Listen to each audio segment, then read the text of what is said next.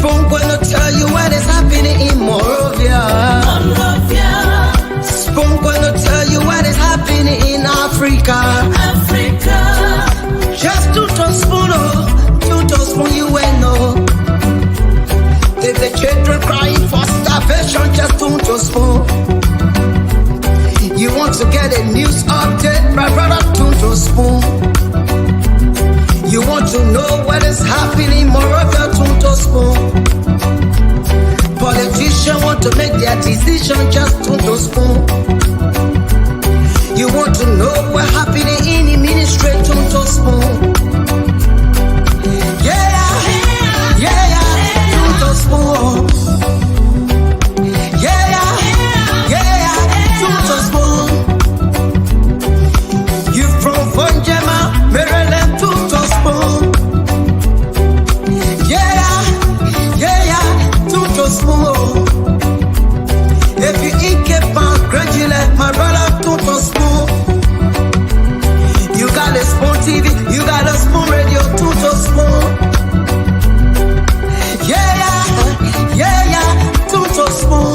You wanna get a news update, to spoon. What? Yeah. Rastafari. Kilibamba.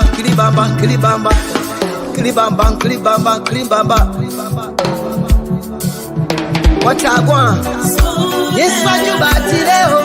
Spoon TV. Yes, what you got today? Spoon TV.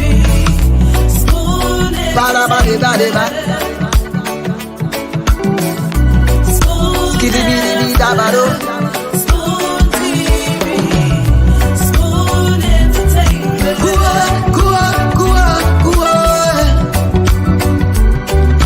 Bese kua kudileo. Kudileo. On the spoon to get your information. On the spoon to be part of the discussion.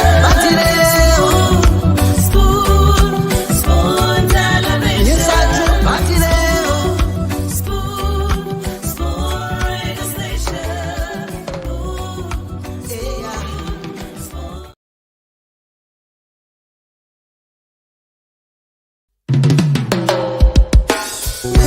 Yes, sir. A special one from the CEO, Stan coming with the spoon. And your boy, Friday the Southern Band. Charges on the beat. On the spoon to get your information. On the spoon to be part of our discussion. Spoon television. Spoon radio station. Spoon gonna tell you what is happening in Liberia. Spoon gonna tell you what is happening in Morovia. Spoon gonna tell you what is happening in Africa. Just to spoon, you will know.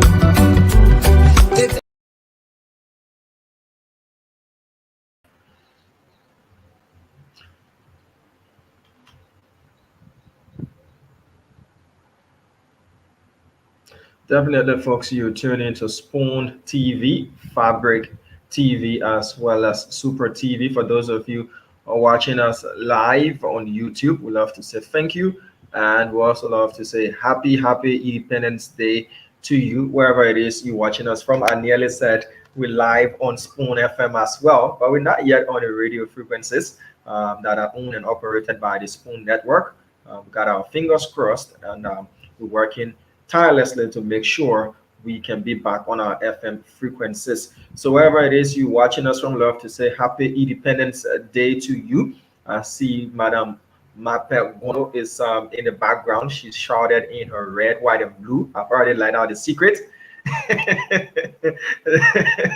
Dr. Richardson is also ready and set to go. So today is Independence Day in Liberia. 176 years old we are today as a nation, an independent nation for that matter. The debate is whether or not we've got a lot to celebrate or we shouldn't be celebrating. There's been a lot of talk surrounding the attendance today at the Centennial Pavilion. People said it wasn't a well-attended program. There were folks on the streets trying to do surveys and a lot of things to see whether or not Liberians came out in full blast to celebrate. But we'll get into all of that. Let me bring on Dr. Richardson and Madam Gono as well, to bring you up to speed with the latest from their end and to present to you another edition of Spoon Talk. Oh, Dr. Richardson. So all I heard is all red, white, and blue on me. Anyway, I got red, white in the background. Yeah, you got yellow in the background. You got no method. How you doing? Good, Richardson. How are you? And happy 26. Happy 26 to you too. My kids who are American born are celebrating more than me. They gotta put in African music on. Exactly. I had a similar experience. My daughter was saying all of the Liberian talks, you will stay alone inside and say LIB all day. They got it training on their own. I'm telling you. Yeah. I was surprised. They even came my daughter, the oldest one came happy 26. Yeah. Give me my money. I said, huh? You better kind of people caught you. Yeah. So, Damo, happy 26 to you. Damo had a 26. Thank you, Dr. Richardson and Madam Gono. Well, I can't say how the 26 is because I haven't really been out today. Yeah, I'm a couch potato. So once I'm home, I'm home, But I don't know if the 26 was postponed, but I do know there was a ceremony that was held at the Centennial Pavilion. Who can say that, Richardson? I'm Mr. Cummins. Yeah, Mr. Cummins can't say until he gets elected. So 26 on hold, eh? Yeah, 26 on hold until he gets elected. The 26 shut up and sit down. You go to different manga now. Different thing talking that. I just don't know if the 26 they shut up and sit down. So we're all sitting. Yeah, but according to what I've been told by some of our correspondents, who were out and about today, from their own surveys done, the 26th, especially the ceremony, wasn't well attended. There were a lot of empty seats as to whether or not they were doing social distancing. But I did see reserved. There were a lot of empty seats. Social distancing. From pictures. You all know where you come with the term social distancing. But it used to be like that. You see, sit, do not sit. Sit, do not sit. There was always one seat space. COVID time. So COVID stayed. I'm just wondering. Okay, go ahead, Tomo. You got some good. Yeah, so according to some of our correspondents, they sent pictures as well. The streets weren't all that crowded. For me, that is a good thing. Yeah, that is a good thing for me. From my personal perspective, we told not to bring our personal perspectives, but from my personal beliefs, the street not being overcrowded is a good thing for me because then it reduces the risks of people getting involved in all sorts of accidents and incidents, meaning there are better places to go and celebrate, or people are choosing to celebrate as families, not as kids being let loose out and about. We hear a lot of stories after major holidays in Liberia of rape cases, theft, accidents, and a whole lot of other things. So not seeing the streets overcrowded, especially with underage kids, is a good thing for me.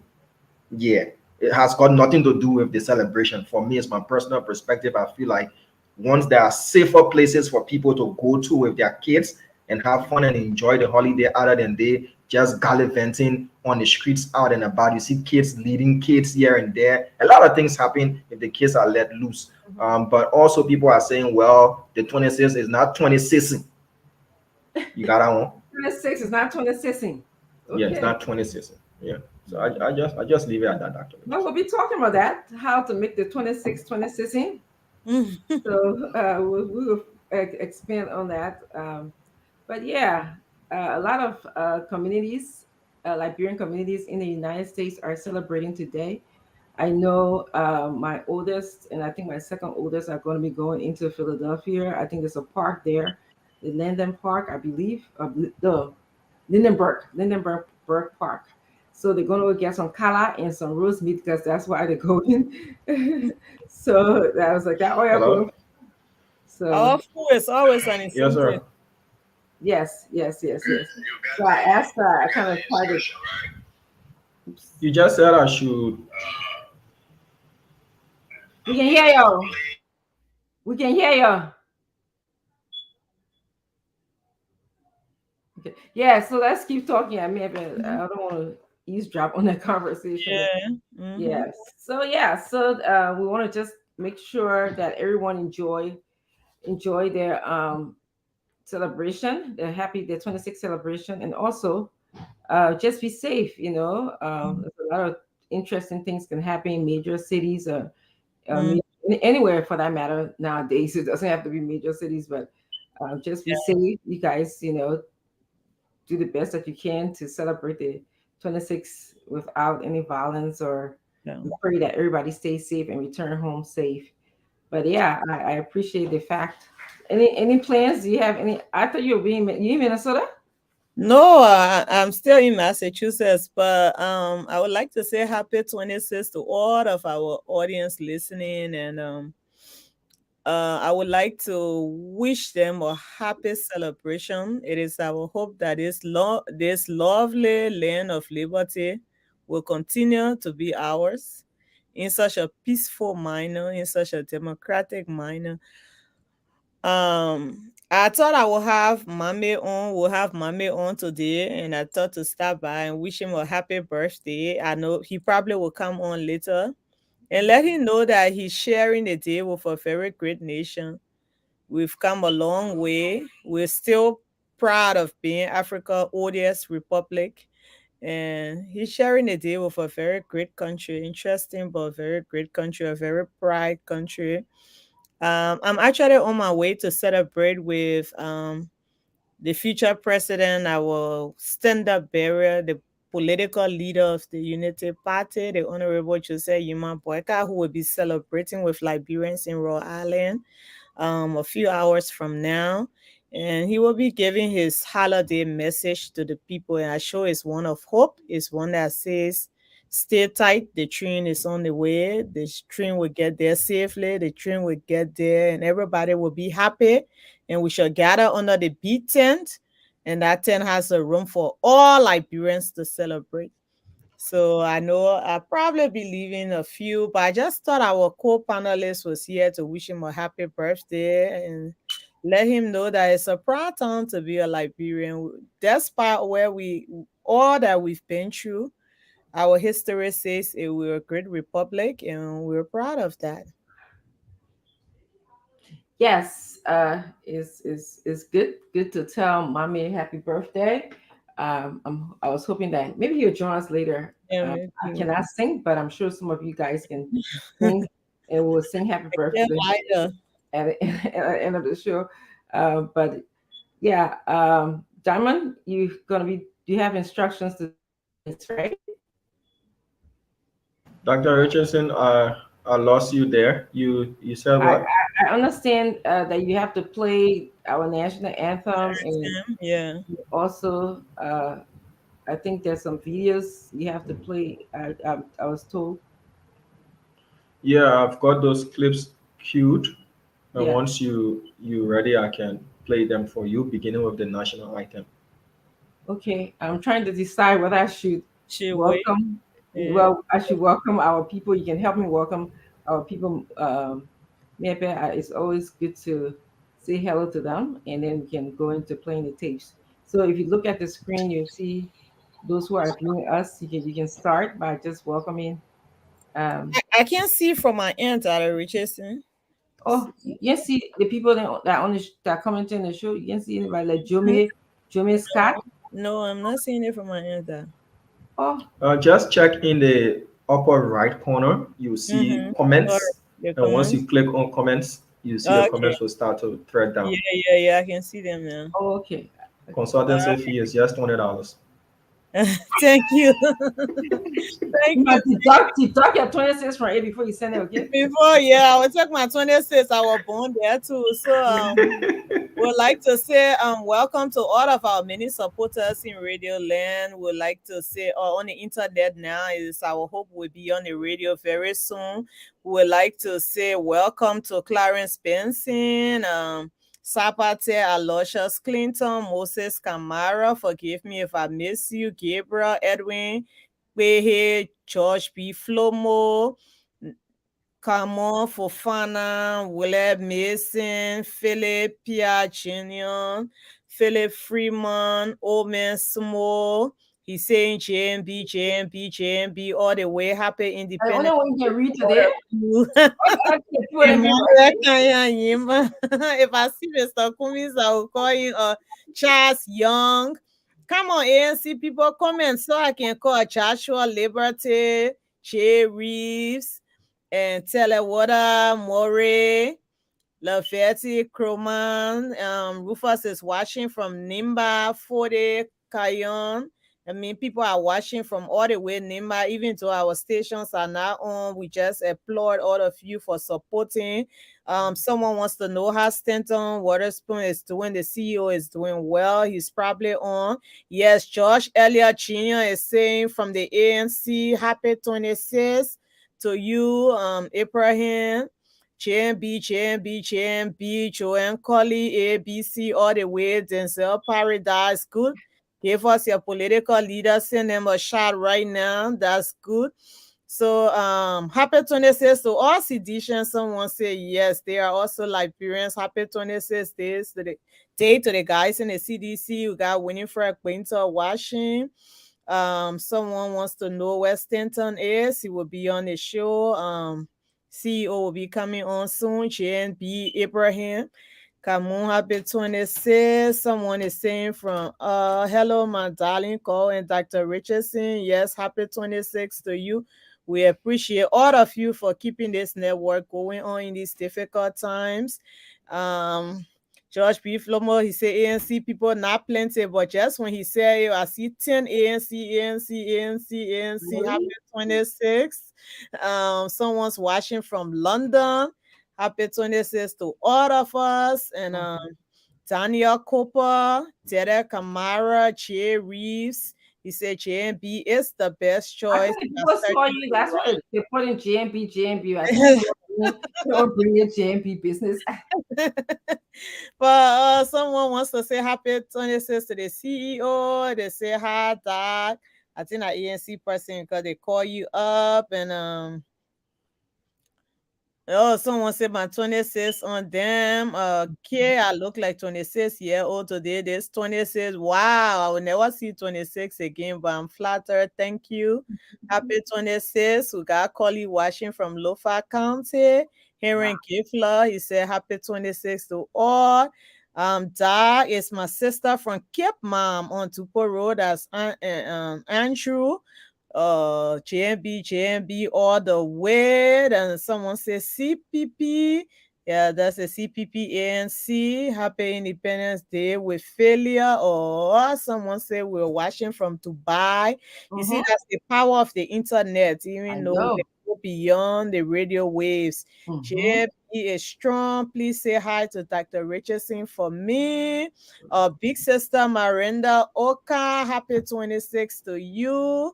Amma Freeman, JMB, and Leslie Edward Bender, Dr. Richardson. You see, Madam Cole is pronouncing my name well. This like a Who said that? yeah, I just said that. Who My said that? beautiful friend from the distance, happy 26. Yeah, but who said that? Because I want Josh Flomo recording all your people, don't mind. JMB all the way, JMB, Jerry Benson. There's like an opinion poll. Put out your political party. Tell them happy 26. Let's see. Josh is coming again. Josh will not vote one more time. Oh, JMB. And Tucker Kristen say happy 26 to all of you. I think the CEO in the race. So a lot of people saying God bless the CEO. Happy 26 to Stanton and JMB all the way. Some people are watching from really far distance. The happy 26 to the tag team. Yes, the amazing JMB tag team, the biggest auxiliary in our political landscape. Happy 26 to all of you. JMB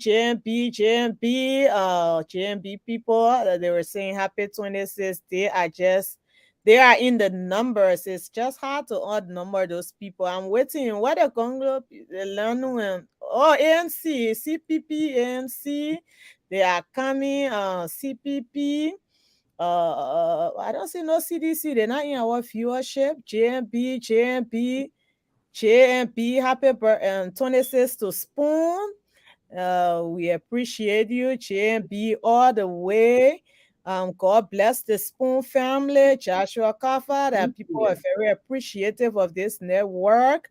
ANC, happy 26 from Farrell Wallace. Happy 26 to you, ma'am, and all the people, the wonderful people of the Alternative National Congress, the collaborating CPP. Happy 26 to everyone. Happy 26 to the CEO. My 26 is on the CEO. Yeah. That's a special message there from I said the CEO, he need to run. Oh, he should have been on the ballot. A lot of happy 26 going out to him. JMB loves you, Dr. Richardson. Someone said, and that is absolutely correct. There's a special place for her on the tree. If it weren't so, we would not be telling her. How many mansions I got in your house? A lot of room there. JMB, all the way. Kalu Fasa said JMB is an ideal leader. Moali said Dr. Richardson. Moali is not yet nice. Moali's supposed to be on the show today. Seku is saying happy 26. Happy 26, JMB. Happy 26 to the family. Happy 26, Dr. Richardson, the incoming Minister of Health Honor JMP. Wow. They said that. Somebody portfolio is huge. That was someone actually wrote. Watching from Rehab Community, Rowersfield Highway. I'm here from Indonesia. I mean, CEO Spoon, thank you. Yeah. People are following from all walks of life. I'm telling you. Etta say happy 26, Dr. Richardson, Etta Nicole. Happy 26, Mama Liberia, Chomade Scott. Happy 26 to you. Thanks for being a loyal follower of this show. Yes. Lawrence Williams, happy 26. He said to JMB. Morris Johnson is watching from North Korea, Dad. I'm traveling. I'm traveling. Yeah. Traveling. You say happy 26 to JMB, the next president, CEO Stanton. Everyone's saying happy 26 to you. JMB, JKK, all the way from Milton Colley. People are watching happy 26, the tag team, Dr. Richardson. Not forgetting the incoming president. I didn't see the name there. Dr. Richardson is JMB's gender minister. Someone said Bassy Morris. Now they want her the ministry of gender. She's passionate about children. I think that's a good fit. The other tag team leader. Yeah. Dr. Richardson will have to absorb your talents in the Boyka-led government. That's why the people are saying we listen to the people. Happy 26 to all the panelists on Spoon Live. Someone is watching from Texas. Edith Sa, happy 26 to you. Maryland, happy 26, Dr. Richardson. You know that ANC second headquarters at Maryland, Atlanta, Dr. Richardson. All the greetings coming from no era to Dr. Richardson. Really? Happy 26. Spoon all day, Spoon family. Spoon is the best. Happy. Another person said, nope, Dr. Richardson will be the health minister. That is correct. Happy 26, and in that time, she will help us to focus on the mental health of our people, not just on malaria. Happy 26. Someone is watching. Team leader, yeah. One county. Someone is watching. Morris is watching from North Carolina. Happy 26 to Stanton. Happy 26. I love your courage, Manima sister. Thank you. We are courageous people. Liberia will do better. We believe so. If we vote right. No, Dr. Richardson, best function in the education sector of Liberia. Someone else is suggesting. You ready? All right. So, Dr. Richardson, I will leave you here. I'm sure the guys will be joining you. I need to join on the Honorable Joseph Yima Boyka, where he will be delivering his message of hope to the people of Liberia in the diaspora. It is not an easy thing sometimes when you are far away from home. Sometimes people feel that nostalgia, they think that it's better home. But again, the news coming from home sometimes it's discouraging for us. But we'll continue to strive, we'll continue to support our people, we'll continue to support efforts to ensure that our country can once again rise above all that is happening and claim her rightful position in the community of nations. So happy 26 to you. Thank you for all that you do. And I will let you know how the 26 went with Yeah, our future president. tell me, I have a special message for your political leader. Tell him to give you a raise. You're doing a great job. The tag team leader needs a raise, okay? Just go and whisper that in his ear. All right. Thank you, Dr. Richardson. And have the happy rest of the 26th. Okay, you enjoy yourself. Yeah. Uh, Well, here we are, guys. Want to welcome all of you. Thank you for joining us. I'm going to just go over to Diamond. Diamond is going to take us through a few events, history lessons here. And so here we go. Okay, Dr. Richardson. First is the national anthem of the Republic of Liberia.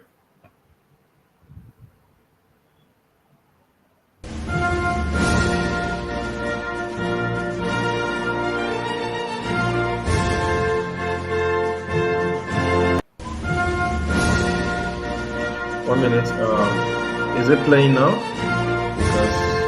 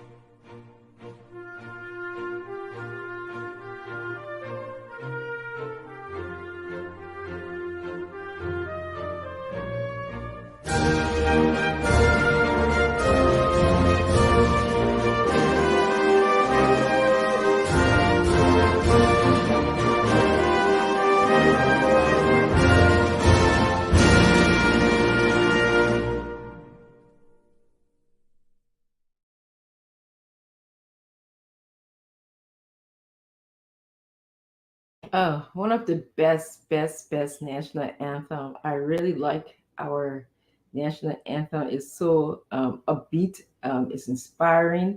The words are great. I don't, I just every time I hear it, um, it just brings a lot of joy and memory to me of being in Liberia. So I hope you're enjoying your 26th day. We're going to give you a few just kind of historic events that happen in our country. So, Darwin, you ready for the next one? yeah, it's gonna take a little while because the network is slow. Okay. But let me try to put the next clip up. Okay. Can we elaborate on that one? Yes. Sir, would you be changing your policy or reviewing your policy with the United States government? We'll still continue on the old policy. Yes. Thank you. Praise for the coup came from Libya, Ethiopia, Cuba, and other Eastern Bloc countries. U.S. condemnation of the killings was swift. Yet 6 weeks after the coup, a previously scheduled American delegation arrived to offer support. To have the opportunity to come and visit with you and the other officials of your government to discuss the needs of your peoples and to also discuss future relations between our two nations. Samuel Doe represented a rebellion of the country people, the original inhabitants, The population of Liberia, the majority being country people, sort of liked that. It showed that the Americo-Liberians were no longer dominant, and there was a popular change. So the United States had no reason to change that, or try to go against that, and we accepted Samuel Doe like the people of Liberia did. They had no idea of the workings of the international political system. They had no concrete, more rational understanding of the social dynamics on the ground. So within a year or two, that government, the People's Redemption Council, became more corrupt than all the governments that preceded it. But for the Americans, particularly Ronald Reagan, the new Cold War warrior in the White House, Doe was a useful ally. It's been a pleasure to welcome Liberian head of state Samuel K. Doe on his first visit to the United States. It's especially fitting that we should be meeting this year as the United States and Liberia celebrate 120 years of diplomatic relations. Our discussions gave us an opportunity to reaffirm the special friendship and mutual respect between our two countries. Clearly, a firm bond unites Liberians and Americans who have come together professionally and socially throughout the years. The U.S. strategy for Liberia was spelled out in the then classified White House document. Liberia was important to protect valuable U.S. facilities and military access rights, to protect U.S. private investment, to prevent the spread of Libyan, Soviet, and other hostile influences. And, because of the unusual historic relationship, to avoid a major defeat or embarrassment for the United States through Liberia's political or economic disintegration.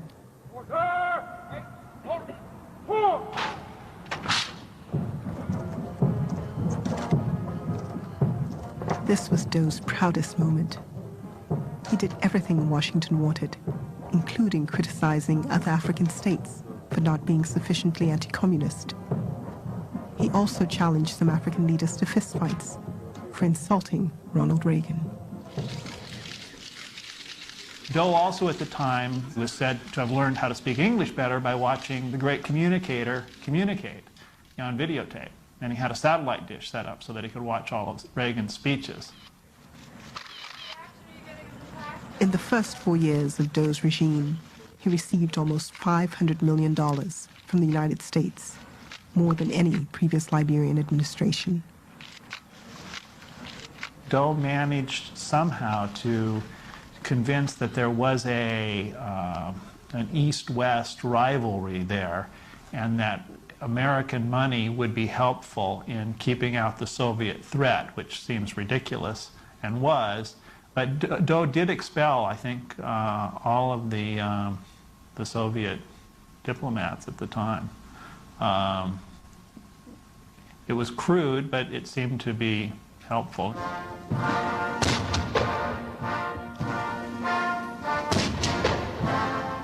We had the dilemma, do we support this gentleman or do we not?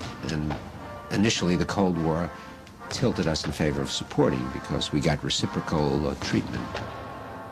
We were supporting certain governments that were clearly not going to use their assistance for development, but use it for other reasons.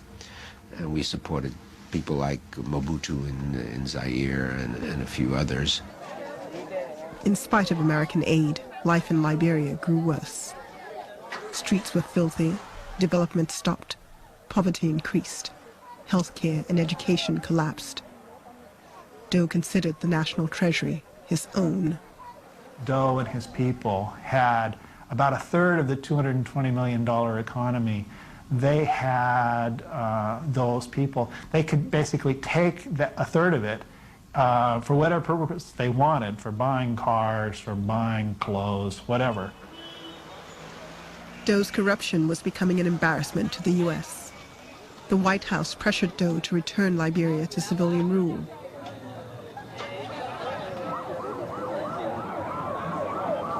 Finally, in 1985, elections were held, with the largest turnout in Liberian history. Doe manipulated the election and declared himself the winner. It was very clear that it was stolen. I mean, I went to a barracks where people were voting often, marking ballots and stuffing them in boxes. And I went out to a polling place 20, 30 miles out of Monrovia where people came in to vote and soldiers were there to intimidate them as they were marking their ballots, and so they would end up voting for Doe. I solemnly swear, I, Samuel Kenya Doe, solemnly swear that I will support, uphold, protect, and defend the Constitution, and bylaws, of the Republic of Liberia, He should have lost, but he rigged the election. But at that time, all West African elections were rigged. It was a very normal thing to do for the government to win the election.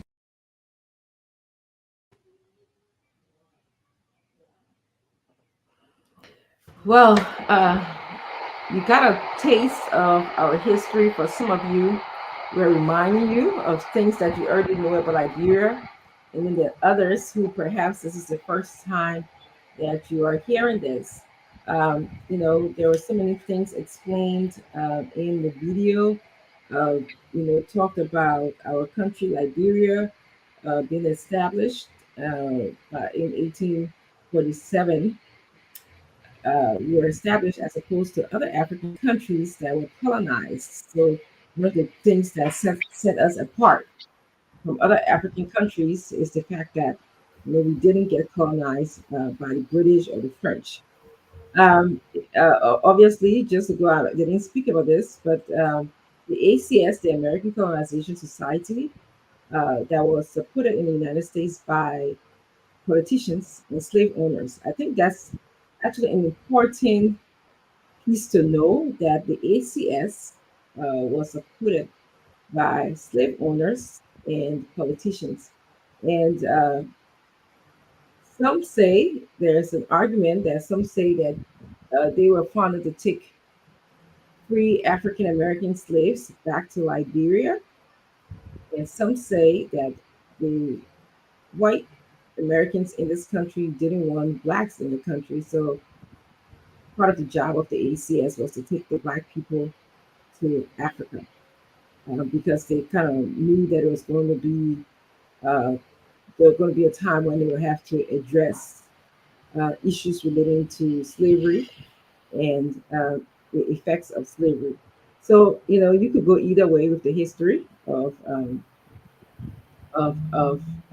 slavery and the return of African Americans to Liberia.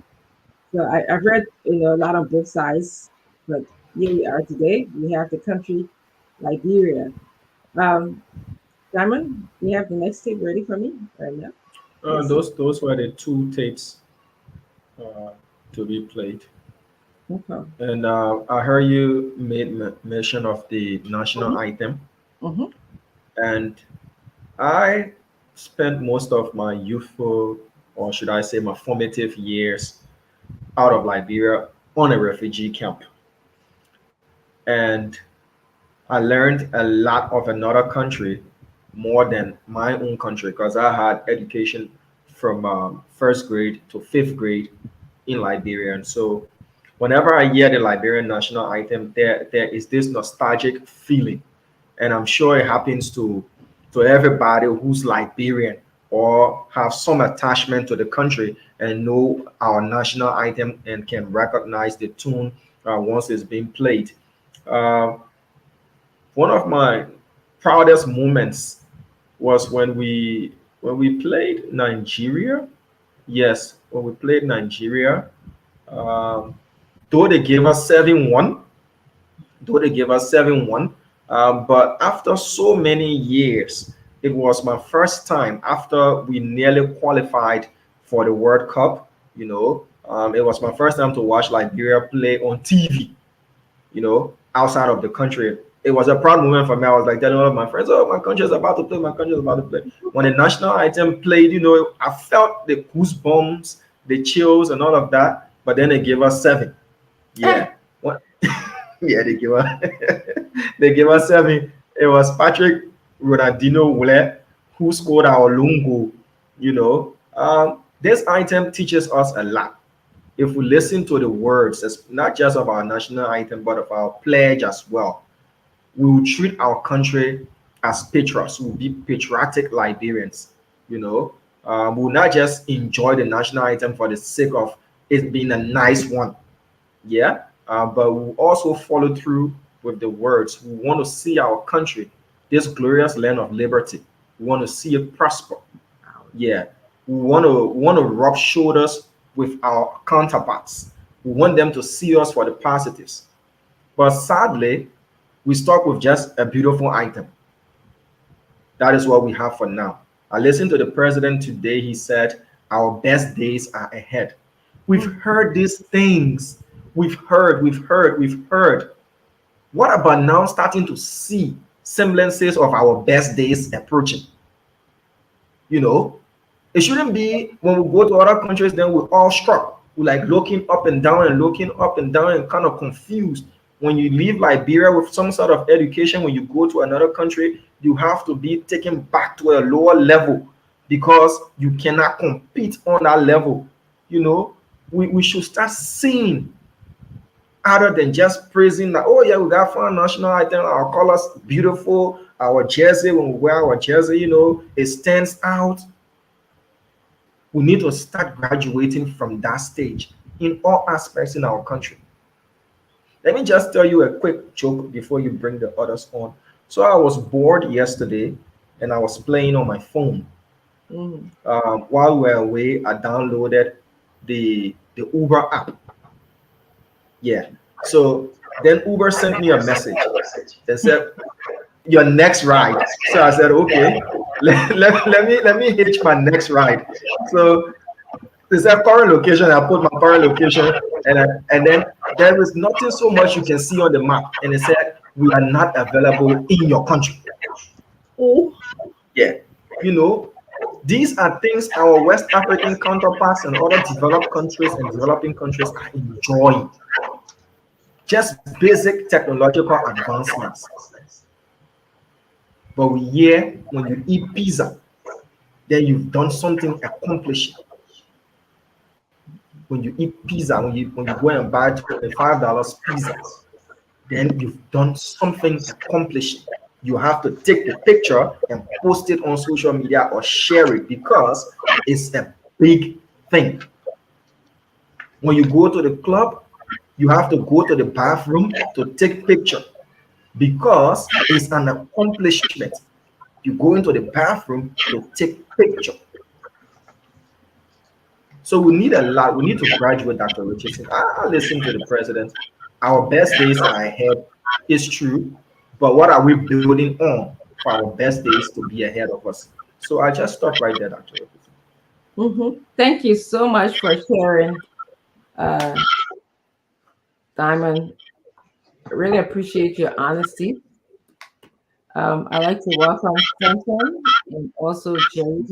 But what Damo go? Damo, come back. We got a question for you. Come back. We enjoying you, then you run away. Come back. No, my network, you know, flood with So me.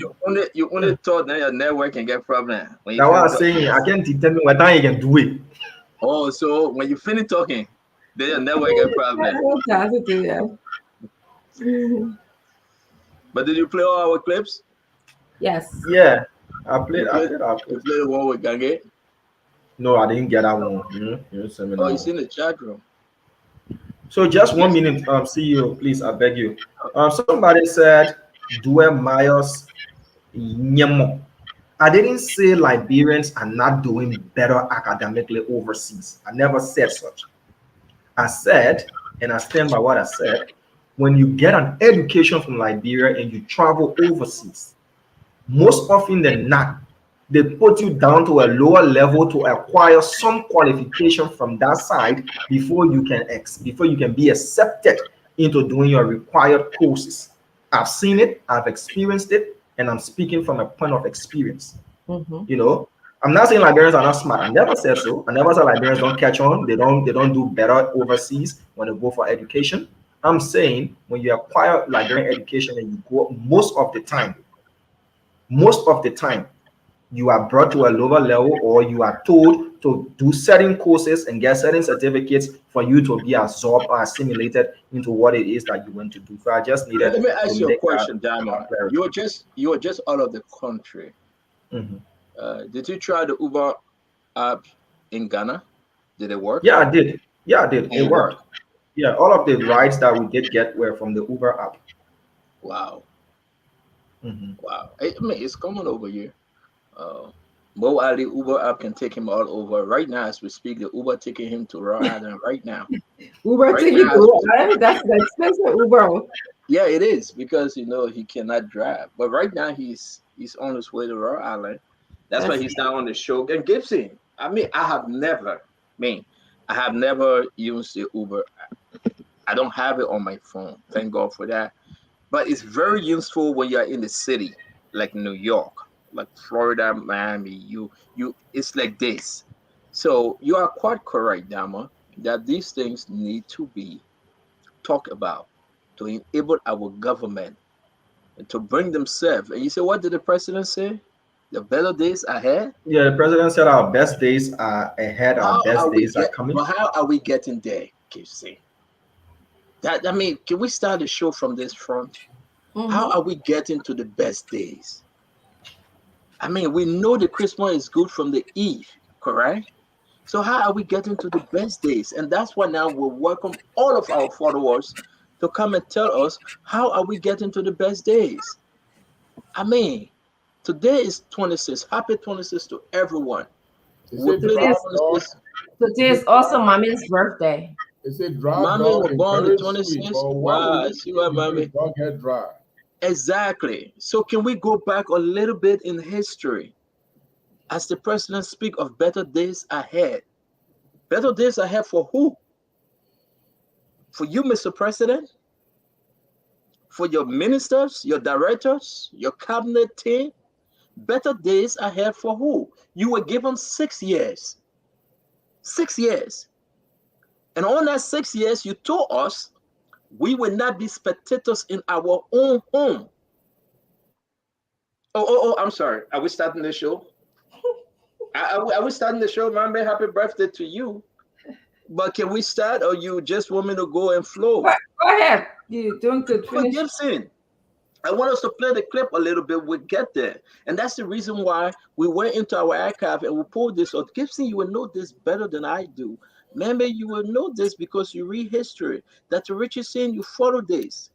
But let's play this again for those of our folks that just joining us. When the president of Liberia said better days ahead, the question, better days ahead for who? Yep. For who? He didn't answer that question. He didn't. And listen, Liberians, listen, folks, you just joining us. Share the program. Go into our chat room and drop it.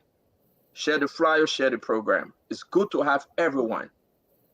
Today is 26. We will show you picture of the street. Imagine when you were little, how you used to go dance on 26, how you used to eat your jollof rice, how you used to wear your new song Gagu, how you used to do your stuff, but better days ahead. But Mr. President, you forgot. You were given 6 years. What did you do? We are not even a spectator. We are not even on the field. We are outside of the stadium. Then how can you assure us to say better days ahead? And the 6 years. Man, y'all, Gibson, y'all do your intro because I got a lot of stuff I want to show to our folks. So go ahead, Gibson. But we don't even know where they're playing the game before you say No, outside the you field. will come and let Gibson do his intro. We'll come to you. Because we got to go into this president's speech. We got to really tell it as it is. You know, Gibson, talk to us, man. I know you're old head, you've been around. Yeah, I think Mama is correct. We will not be spectator, but first of all, we have to know where they play the game first. Then we'll know where the stadium is before we can even get on the stadium and the stadium is Jamaica Resort. That's where the game is played. Exactly. Seriously, that's where the game is played. A better days ahead is not something that we should be hearing from from President Weah, because there's no better days ahead. And if any better days ahead, it's going to be George Weah building another 18 units of his mansions for private use after he leaves office. If there's any better days ahead, it's going to be Minister Toy enriching himself at the behest of the Liberian people, at the disadvantage of the poor people. If there's any better day ahead, it's going to be all those who are siphoning the Liberian money, public funds. So when you say better day ahead, I don't know who is he talking to. I don't think he's talking to the Liberian people, because the people that he was talking to, some of them have been hungry for weeks. You know, on 26 in Liberia, no matter what you do, some kind of relative will give you food to eat. So maybe he think that while he was talking, people have eaten and their God were filled, and so they are happy. No, they are not happy.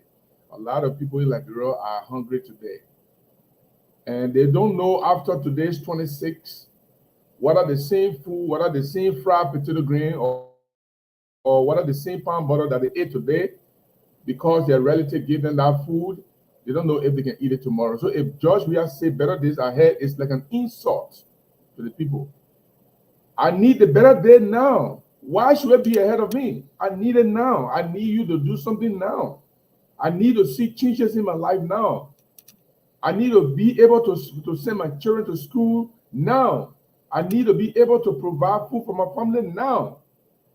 So no, on a serious note, we'll talk about this later on, but I just want to say that the speech I heard, the president is very empty, very, very empty. I know he don't have anything good to say when you are not done anything. I expected him to say we have brought this country from this level to this level. Look at Daniel. Damo was talking about Uber in Ghana. I have never used Uber too, but Uber, so many people around me have used Uber. And it is very, very useful for it to be in Ghana. And we are right there, and we can't even organize ourselves for something like that. This is absolutely it's unfortunate. But let me turn it over to Mame. Let me hear what he got to say. Thank you, Gibson, and good to join you all again. I agree with you all when you talk about the need for people to address their immediate needs. That's one way to look at it, and that's fair. People are in that place in Liberia today. They have not eaten.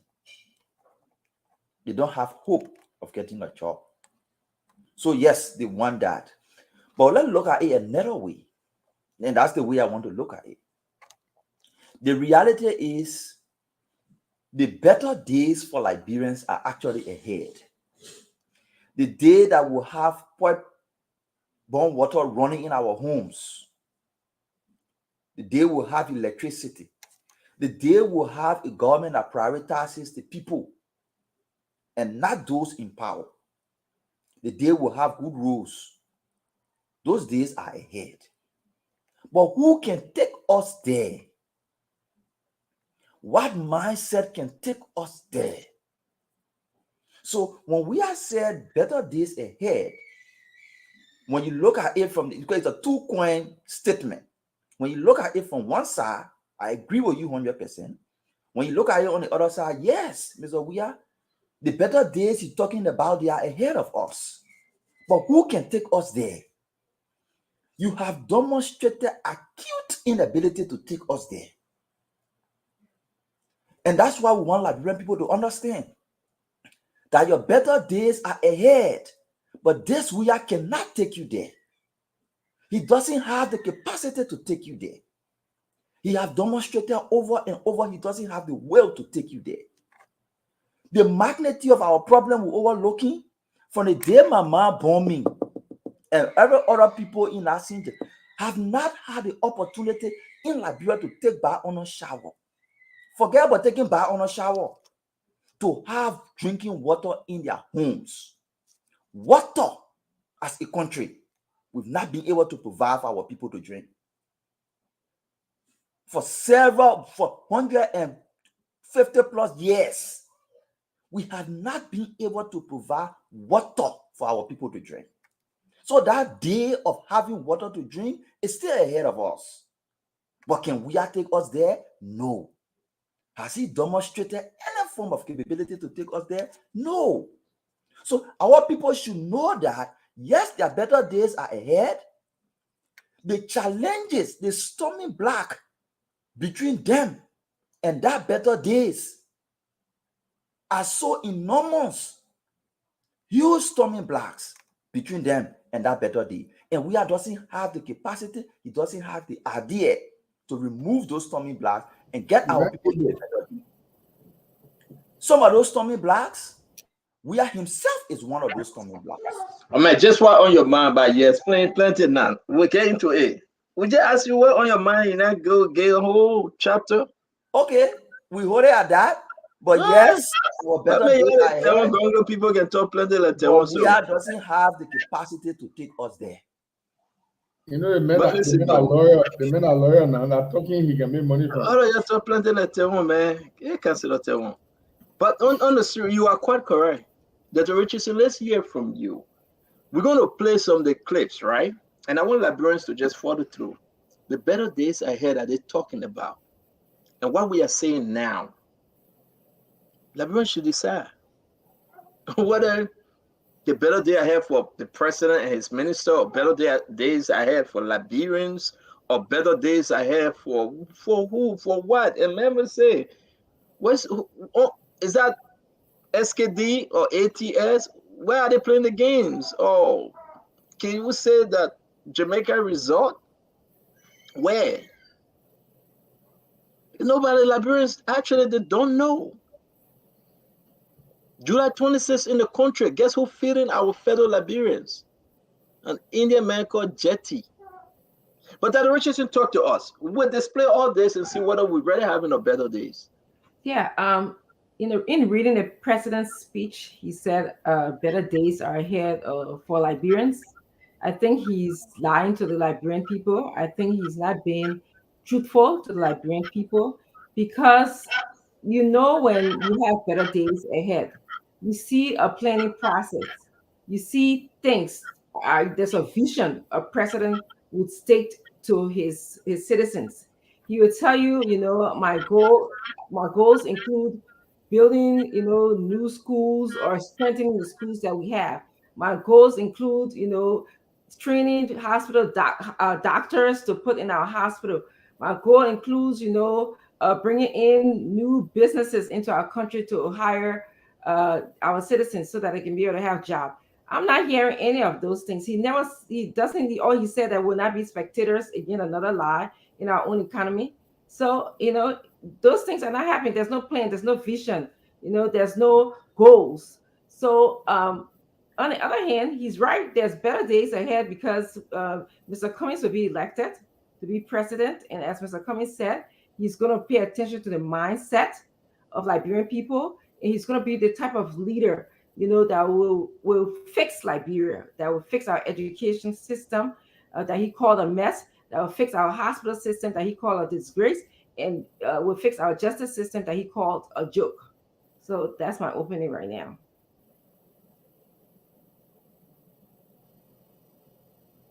We can't hear you, Ostenta. We cannot hear you. Yeah, there we go. So, better days ahead. I will bring in Councilor Tewon Gonglo Global Media Group, the chair, Jerome Gibson. Gibson Jeru. It is important. Sometimes we laugh with these things, but it's very, very important, Gibson. Let's play this video just a little bit to take our minds back to Samarkand town. Let's just play this thing for those of our folks that just joining us. Let them understand the importance of election and how important it is for you to make a good decision before you vote. Let's play this again. Can we elaborate on that one? Yes. Sir, would you be changing your policy or reviewing your policy with the United States government? I will still continue on the old policy. Yes. Thank you. Praise for the coup came from Libya, Ethiopia, Cuba, and other Eastern Bloc countries. U.S. condemnation of the killings was swift. Yet 6 weeks after the coup, a previously scheduled American delegation arrived to offer support. To have the opportunity to come and visit with you and the other officials of your government to discuss the needs of your peoples and to also discuss future relations between our two nations. Samuel Doe represented a rebellion of the country people, the original inhabitants. The population of Liberia, the majority being country people, sort of liked that. It showed that the Americo-Liberians were no longer dominant, and there was a popular change. So the United States had no reason to change that, or try to go against that, and we accepted Samuel Doe like the people of Liberia did. They had no idea of the workings of the international political system. They had no concrete, more rational understanding of the social dynamics on the ground.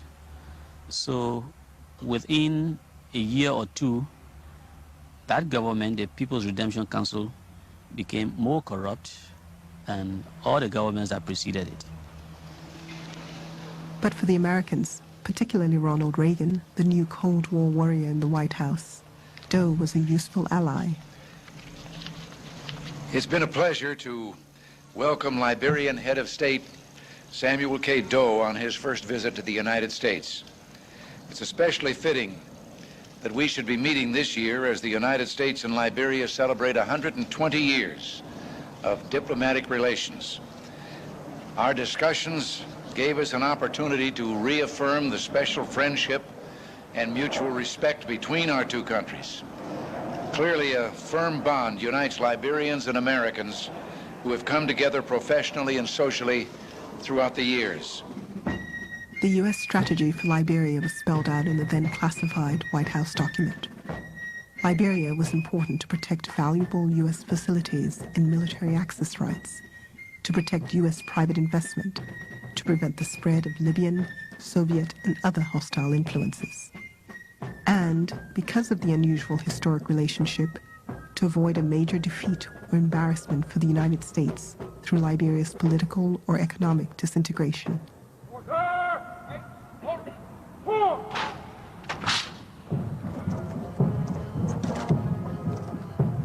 This was Doe's proudest moment. He did everything Washington wanted, including criticizing other African states for not being sufficiently anti-communist. He also challenged some African leaders to fistfights for insulting Ronald Reagan. Doe also at the time was said to have learned how to speak English better by watching the great communicator communicate on videotape. And he had a satellite dish set up so that he could watch all of Reagan's speeches.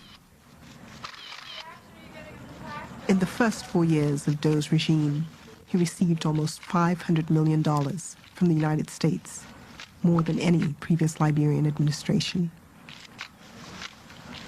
Doe managed somehow to convince that there was an East-West rivalry there, and that American money would be helpful in keeping out the Soviet threat, which seems ridiculous, and was. But Doe did expel, I think, all of the Soviet diplomats at the time. It was crude, but it seemed to be helpful.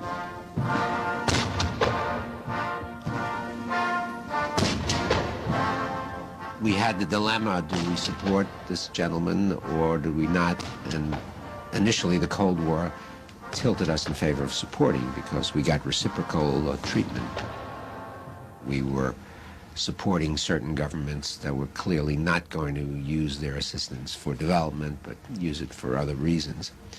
And we supported people like Mobutu in Zaire and a few others. In spite of American aid, life in Liberia grew worse. Streets were filthy, development stopped, poverty increased, healthcare and education collapsed. Doe considered the national treasury his own. Doe and his people had about a third of the $220 million economy. They had those people. They could basically take a third of it for whatever purpose they wanted, for buying cars, for buying clothes, whatever. Doe's corruption was becoming an embarrassment to the U.S. The White House pressured Doe to return Liberia to civilian rule.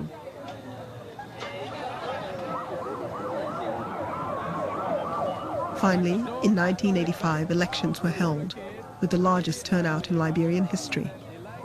Doe manipulated the election and declared himself the winner.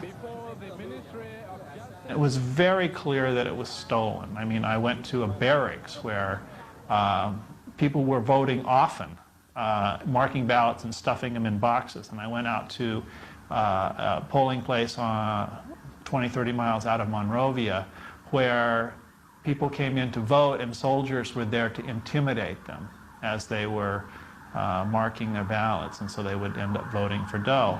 I solemnly swear, I, Samuel Kanyado, solemnly swear that I will support, uphold, protect, and defend the Constitution, and bylaws of the Republic of Liberia, He should have lost, but he rigged the election. But at that time, all West African elections were rigged. It was a very normal thing to do for the government to win the election. Thank you very much.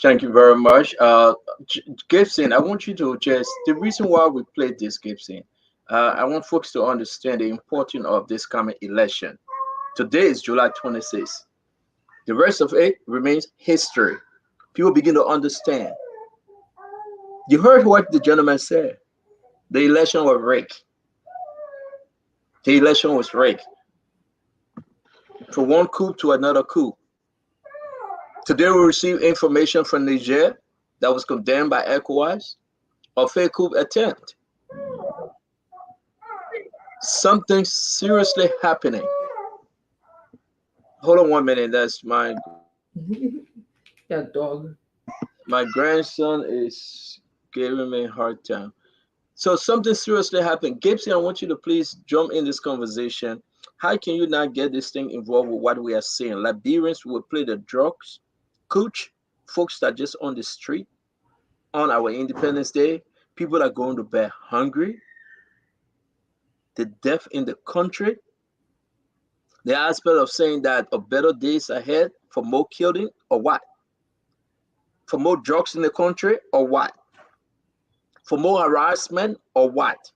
A better days ahead for what? Gibson, you take it away, my brother. You know, the video that you just played, there are several lessons we can learn from that. Rigging of an election to claim victory that is undeserving. The Americans' relaxation of tough measures against a government because they thought that it was a norm at the time. But I know at this time in our country, the issue of rigging election will be the last thought that George Weah will ever imagine. So from the time that I have known myself from Liberia, Liberia will progress at a certain level and then descend based on the leadership that is in power. In this era, Liberia has descended into the abyss of doom, and there is a more potential threat to the survival of the nationhood than at any time in the history of our country. Even Samuel Doe time, people could see that there may be prospect. But in George Weah time, there is a degradation of our national identity. How we can navigate ourselves. How are the poor people going to navigate themselves? And Mama put it right. The immediate thought of going to bed hungry is one thing. The immediate thought of of somebody being able to get money tomorrow morning and going in the market and buy clothes for themselves. That one thing. But there is an inherent resistance of the people.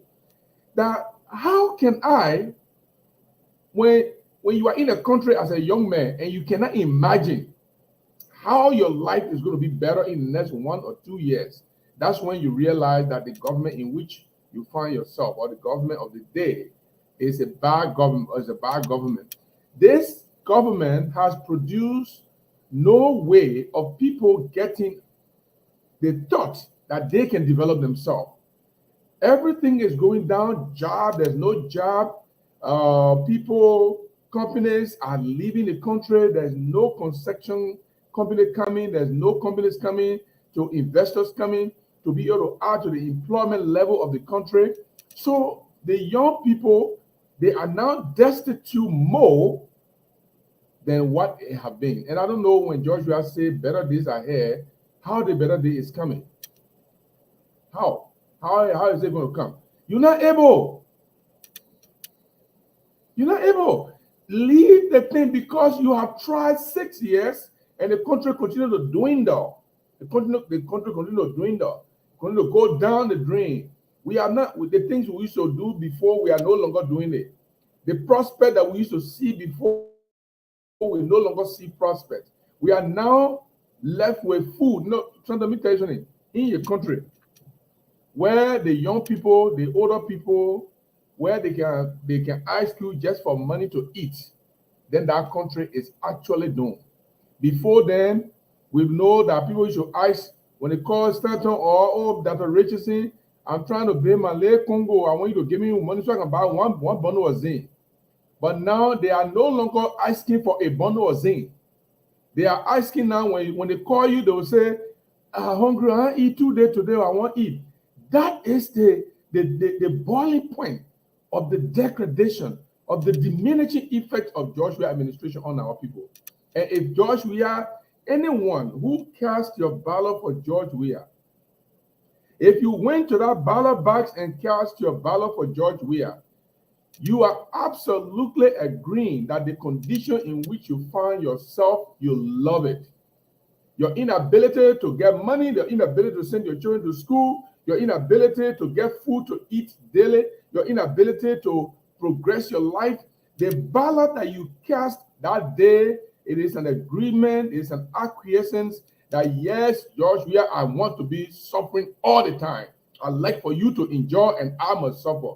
So if you don't want to suffer, you need to vote against George Weah no matter who you vote for in this election. You need to cast your ballot against George Weah. That his better days ahead, let him go to Jamaica's resort and figure out, all the people that are in Jamaica resort, let them figure out what the better days is going to do for them. But for now, we don't see any better days ahead. We see suffering, we see degradation, we see the diminishing effect of our social economic strata. We see all of this, and I think, Stanley, I don't see where the better days coming from. I don't know. I still trying to think. When you were talking, I was still thinking, how is Joshua going to really? How you going to? Does he have a magic wand at this time? He has 6 years. The first 5 years is gone. We almost finished the other 6 years now, and you telling people better days ahead. Tie your belt. It will be better tomorrow, but yet tie your belt. Are you kidding me? You're not able to leave it. That's all. That's all I can say.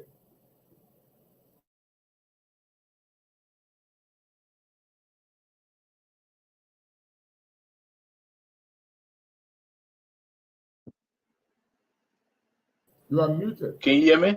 Okay, thank you very much. So trying to upload those videos. So Dr. Richardson, you want to come in? Then we'll go to Meme.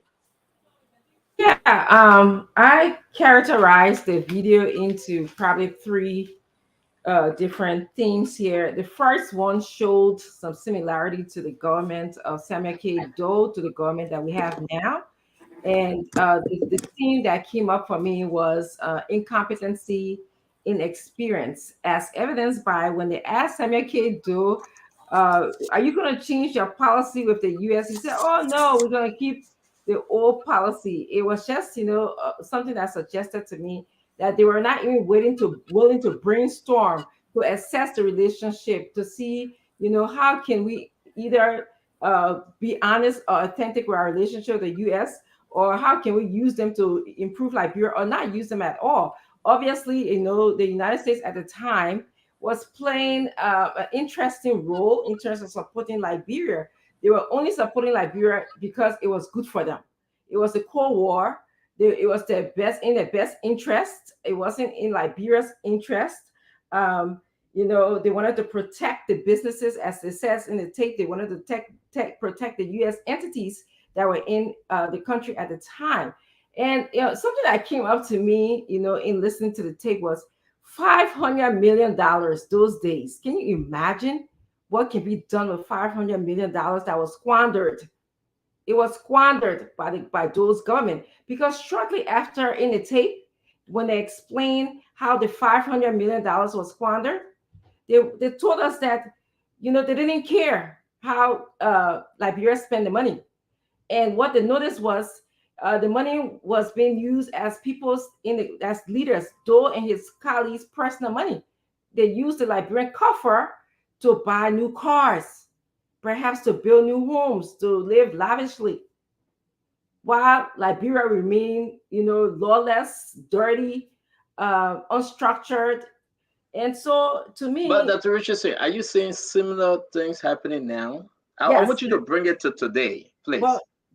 Well, I start off by saying, the incompetency, the inability for, when a president says the better days ahead after 6 years, there's no vision, there's no plans, there's no assessment of where we are today, so we can move forward. So you just kind of telling Liberian people for 6 years, I didn't do anything because you are not able to do anything. Yesterday we had a thing going, you're not able, okay? You're not able to do it. And so we are seeing the exact same things, the squandering of resources. Perhaps if we're not careful, we saw how the Election Commission and religious did our census. We're not careful, we have to keep our eyes open. Our elections will probably turn out to the one that we had in 1985, during the Doe era. Thank you, Dr. Richard. Maybe how can you now bring us from 1985, 1981, 1982, bring us up to speed? Okay, President Doe said 10 years. He had the blessing because you know what? America said we got to work with him. We need him for our own national security interests. But after giving him 500 million United States dollars, then what? And the budget at the time was less than 300 million, though. But understand, they gave him more. What is happening today in Liberia, Mame? That today, July 26th, people going to bed hungry. Today, July 26th, only those that can get to Jamaica Resort will enjoy. Today, July 26th, only those that will say Moya Moya will get $10. Today, July 26th, our country is in the worst place ever since 1822. Talk to us. Lay this thing up for our folks. Let me draw from former Finance Minister Boyman Kamara's report on the debt stock. And I will make it simple for Liberian to understand. Because Dr. Francine emphasized, and you too, Santon, emphasized, how he got 500 million, and we can't show anything significant for it. They themselves reported that they used the money anyhow they use it. Even the US government was self-reported. Liberia had over 500 million debt. To the Unity Party credit, they met all the benchmark, the debt were waived. Even though CDC people argue that any government could be in power, they will waive the debt. And my response to them has always been, you had the MCC, the Millennium Challenge Corporation, who set the same benchmarks and said when you meet the benchmark, we'll give you money. 6 years now, you can't meet the benchmark. So don't argue that any government could waive debt. Because there are benchmarks you must meet, and you 6 years now, you cannot meet benchmark to get millennium funding. So that might respond to the argument that any government could waive the debt. But to the issue, that debt was waived. Wow. 2017, when we had took over, we had 1.1 billion debt. Mm-hmm. Today, in 5 years, in 6 years, we have 2.3 billion in debt. We are borrowed more than 2 times the debt he met that we accumulated over 12 years. The debt we accumulated over 12 years, we have borrowed more than that in 6 years. We now owe 2.3 billion. What can we show to Liberian people for that money that we have borrowed? When you talk about sport park, you said that my own money. So what are you actually doing with the money you're borrowing? It's scaring because it is a situation where you have your father. You got baby in your back crying? Yeah, you got some kind of baby yelling? Yeah, that's you. Tell the baby to. Okay, go ahead, Gibson. The children are not easy today. They're celebrating 26. Gibson, go ahead. So he was talking about the debt, and I do agree with him that in 2017, Ellen accumulated a debt of 942.6 million. Now George Weah has taken us to more than 2 billion of the debt. What kind of government, what kind of management team will increase debt in 6 months what we had in 12 years? And you still boast of being able to manage an economic a country that's supposed to be economically strong. So, Mame, I can let you continue your statement and end your comments. The debt story is like this. You have your parent, you're living with them. They don't send you to good school to prepare you for the future. They don't make sure you get your vaccine and go to hospital on time. You people only have one lot of land with your horse on that land. 2 years after your father decided to use that land as collateral to get a loan, because most of the debt we're taking, that national debt, the government resources will be used to pay for those debts. So your father take the only lot of land you people have and loan it. The money he receives, he doesn't invest into business. He uses it to throw party. He uses it to travel to watch football games. He uses it to buy good clothes for himself. After 6 years, the father dies. He leaves you not just poor, but he leaves you poor with a debt. That's exactly what the George Weah administration is doing. They're not just leaving Liberian poor. They're leaving us poor with 2.3 billion debt that we can see what they did with.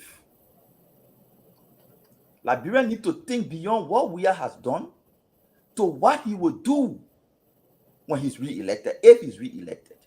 That's the fear part of it. They should be imagining what will happen. I just got a report that on the thank you rally, they introduced a new group, I think with green uniform. They parade the streets. They call themselves militants. Nobody knows who their organizers are. These are threatening security signs for the country. Liberians should be thinking, what a Weah second term will be like. At the point where he will no longer need their vote in his life. He's on his way out. What will his second term be like? That's why I want us to be thinking over as we move forward. Thank you. Again, we can think about that. There's a lot to think about while we talk about this election. But Gibson, the president said, well, better days ahead. But look at this video. Let folks just look at this video.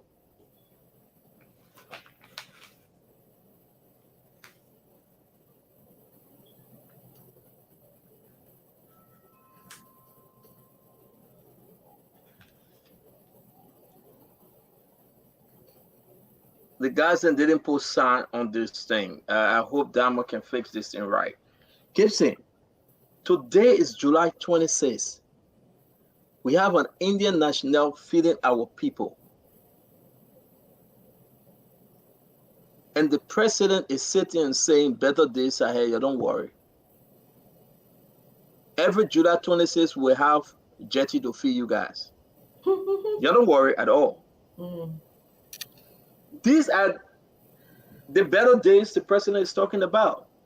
Don't worry that. I hope, hey man, can they do the video good? Dama, can you please do this thing? Better days ahead, right? Gibson? Better days ahead though. He is showing Liberians that every July 26th, they will be fed by the Indian National. I want us to put the actual video. I don't know what Nelson is doing, but I want us to put this thing up for people to see and hear. Gibson, this thing is so pathetic. It want to make you to cry. There you go.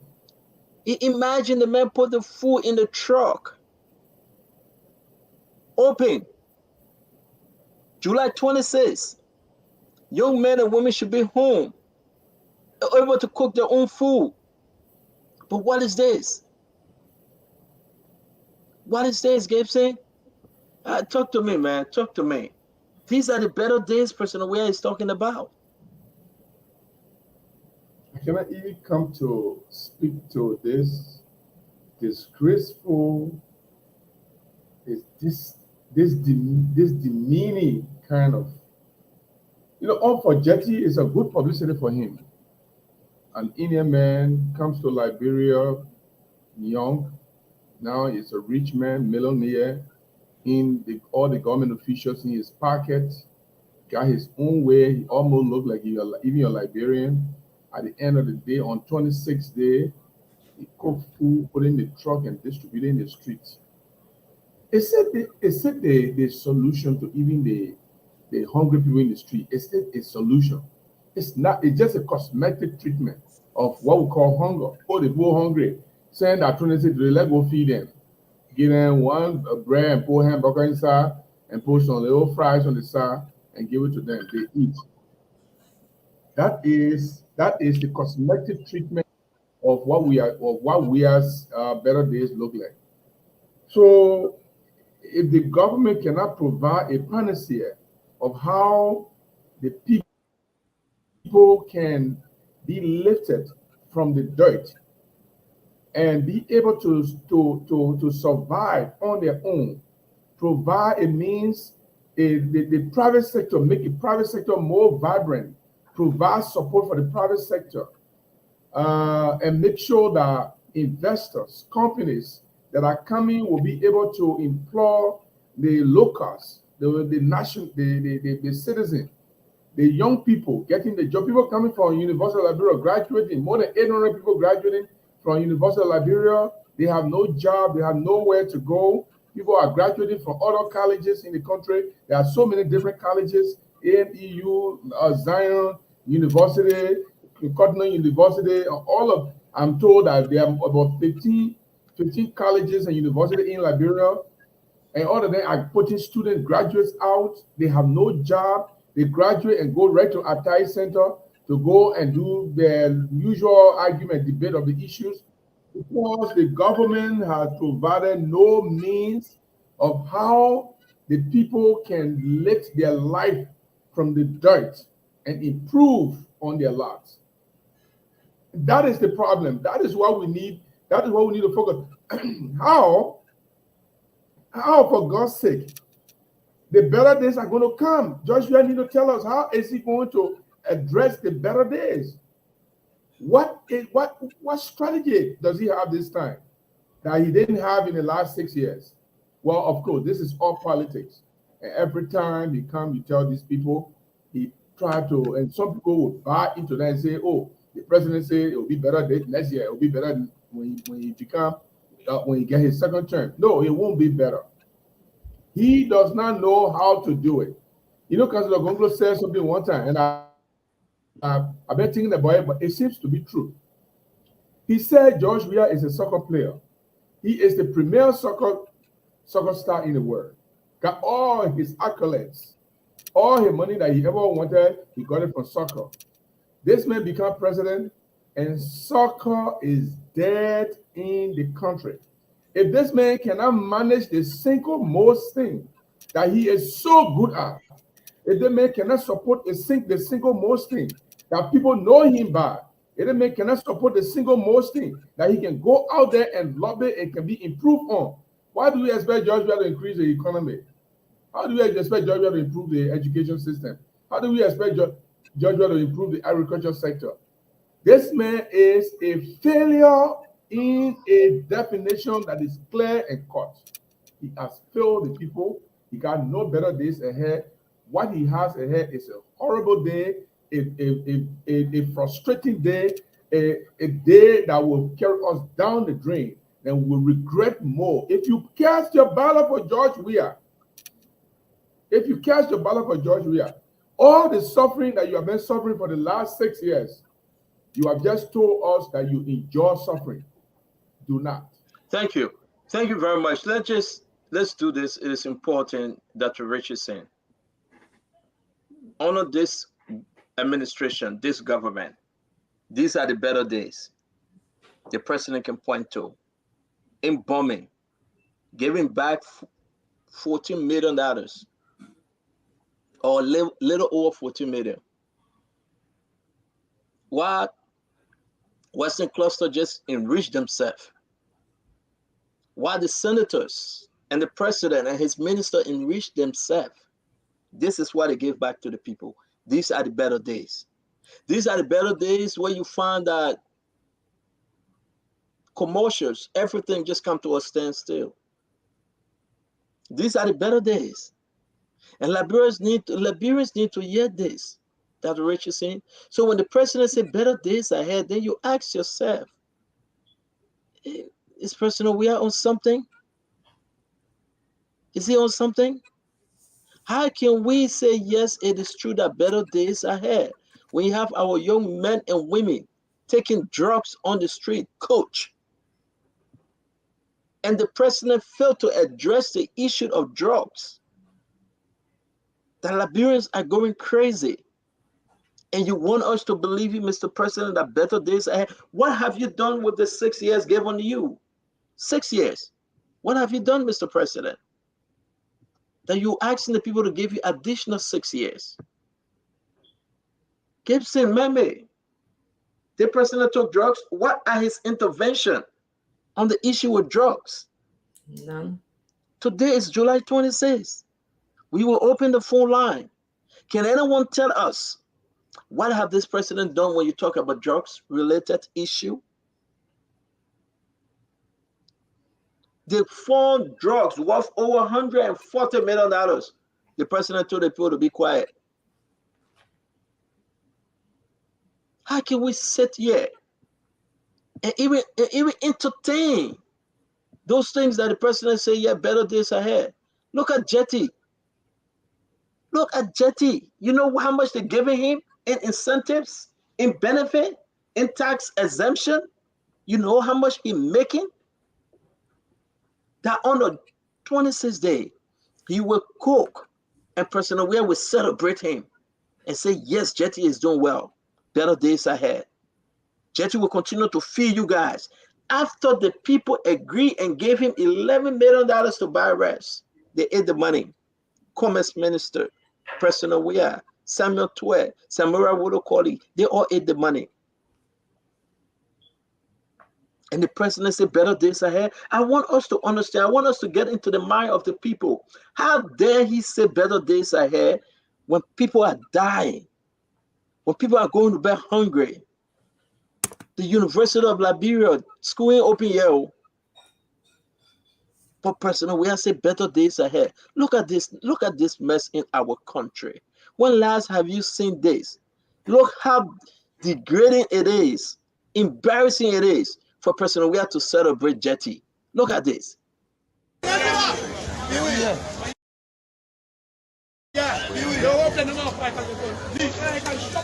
Okay, workforce, we are somewhere around the center street here in Monrovia, where Dr. Jetty continuing his cook food initiative right here at the Monrovia Central Precinct. We were just right at the Monrovia Central Precinct doing some cook food distribution, and now we have left the Monrovia Central Precinct.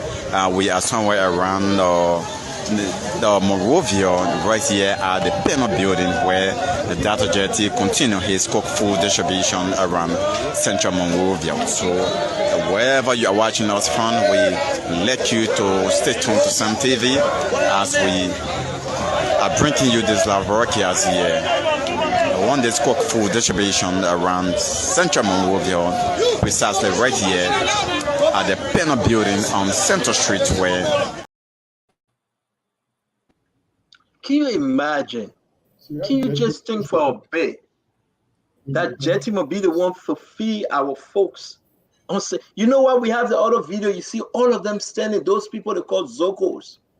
Personally, we have failed to take it. There's nothing he's doing for them. There's nothing. No intervention. No question as to where the drugs coming from.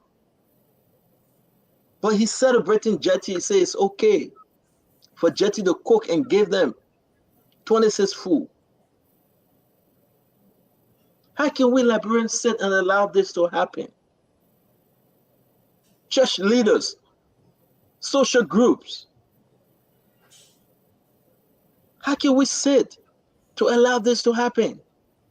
And our president will tell us that better days ahead. Where? That would be the worst time ever. That would be the worst time ever. Make no mistake, no better days ahead. Dr. Richardson coming, we're going to play the other video after you and May, because Liberians need to see this, and we're going to open this phone line for people to participate tonight. Opening the phone line is a better idea. Yes, we will. Let Dr. Richardson and Meme weigh in, and we're going to go ahead, play another video, then we'll open the phone line. We have not learned, you know, we killed about 17 persons for corruption. And here we are still doing the same thing. The leaders, President Weah, is still doing the same thing in Liberia. We are still dependent on aids, like international aids to survive, for electricity, for education, for healthcare. You know, if American government or another international government do not donate funding for clinics, we don't have any clinics. If Jetty don't feed our people, people will be homeless today. If the international community don't pay for leeches to conduct our census, we wouldn't even know how many people in our country. And to me, we are depending on people to do things that we can do, as Mr. Cummings said. And the reason why we are dependent on these people is because this current government has no vision. They are helpless. They are dependent. When somebody is dependent, that means like you need someone to direct you. You need someone to show you the way. I mean, you're not able. You're not able, Mame, you know. And so this is where we find ourselves today in Liberia. And if we do not change this government, we are going to, we already rank the poorest country, among the poorest country in the world. We're going to fall further down that rank. We are already ranked as one of the most corrupt countries in the world. We're going to go further down that rank. So to you Liberians, I concur with Mr. Jeru. If your life is okay, and we know that it's not okay, then vote for George Weah. But if you know after 6 years, as I'm telling you, we are dependent on aids to survive in our country. That is our lifeline in our country.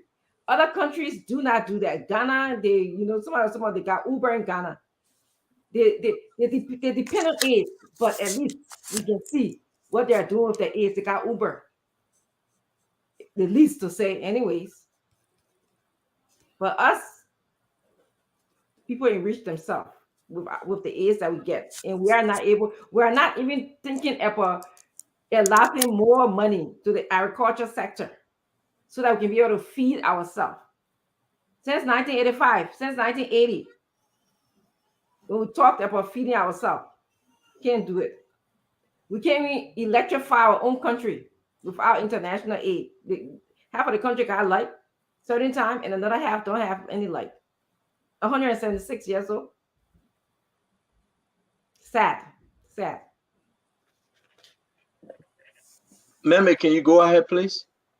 Yes, what you saw Jetty doing down there today,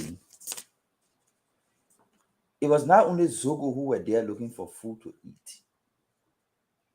The food security, and don't see it, yeah, it could be a publicity stunt for him, but it is actually saving life. People are hungry in that country. The latest World Bank report is telling you that you have 2 million Liberians that are undernourished. 2 million of the 5 million people undernourished. The same report is telling you that Liberia is in a severe food security condition. Of 116 countries, Liberia is listed at 110. The country has been placed on the list for emergency food intervention. Liberia is on the list of countries for emergency food distribution. We're not in war. So what Jetty was doing down there today is saving life not only for Zogo. The people are hungry. No food in the country. Food in the country, they cannot afford it.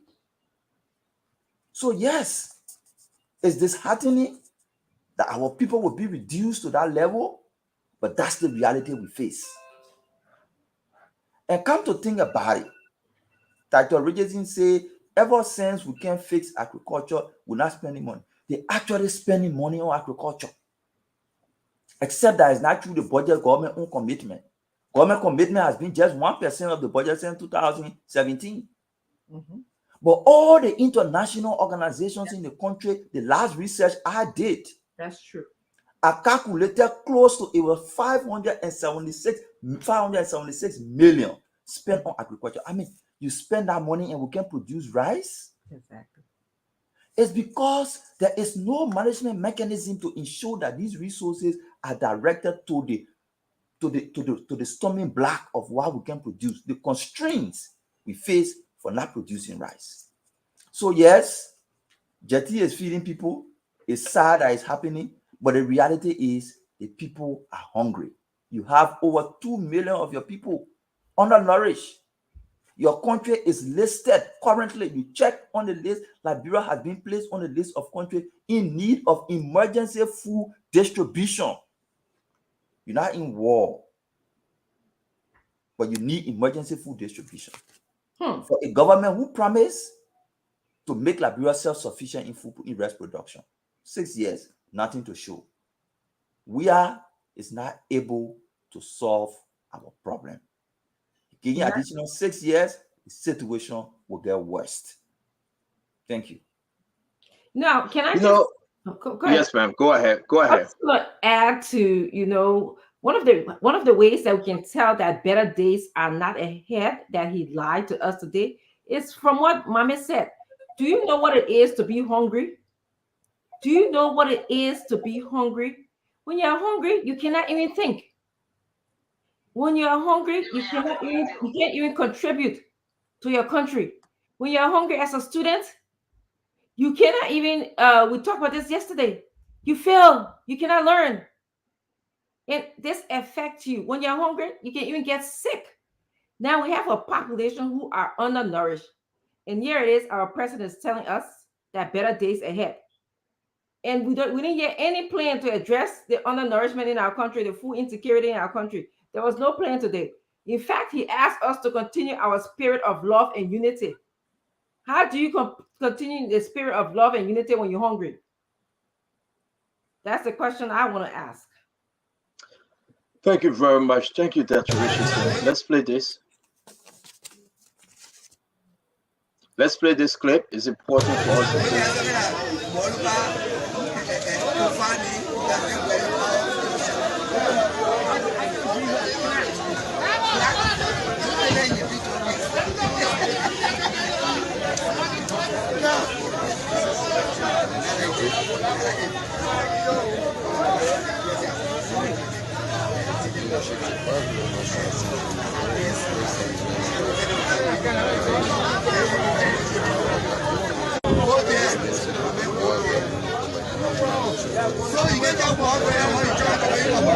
Okay, well, folks, wherever you are joining us from, you can also put forth your comments about your thoughts.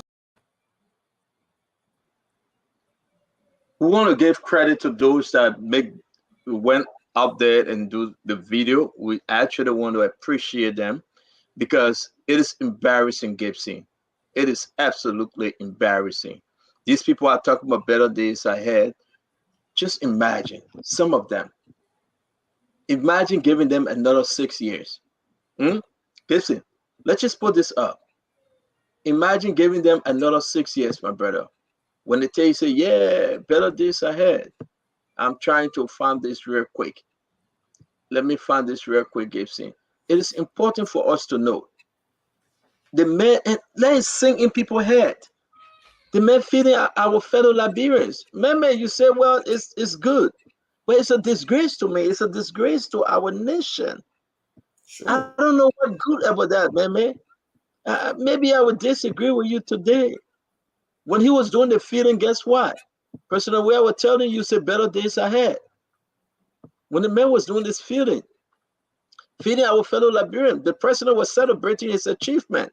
His orator, Chief Edo, what's his name is, he was celebrating.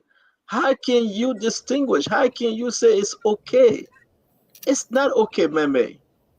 Maybe I didn't hear you right. Yeah, you didn't hear me right. Yeah, so please help us. Please help clarify, please. Because what I said I'm going to show was, you. Yes, go ahead, man. If you have, as per what we know, if you have over 2 million of your people malnourished, if your country has been listed for emergency food distribution, then it tells you that people are hungry. People are desperately hungry. So while it is true that it is an embarrassing act to go and stand online for food, but that food is saving somebody's life. They don't have option. If they don't eat it, they must strangle to death. That's the point I was coming from. That yes, it is a reality. What is happening there is not a fake thing to say somebody just faking hunger and trying to show that he's good. No. People are actually hungry and desperate for food. And the people are hungry and desperate for food because the government has failed on its promise to create the enabling environment for people to produce food or for people to work and feed themselves. So yes, it is embarrassing. The dignity of a father is to say, I feed my family.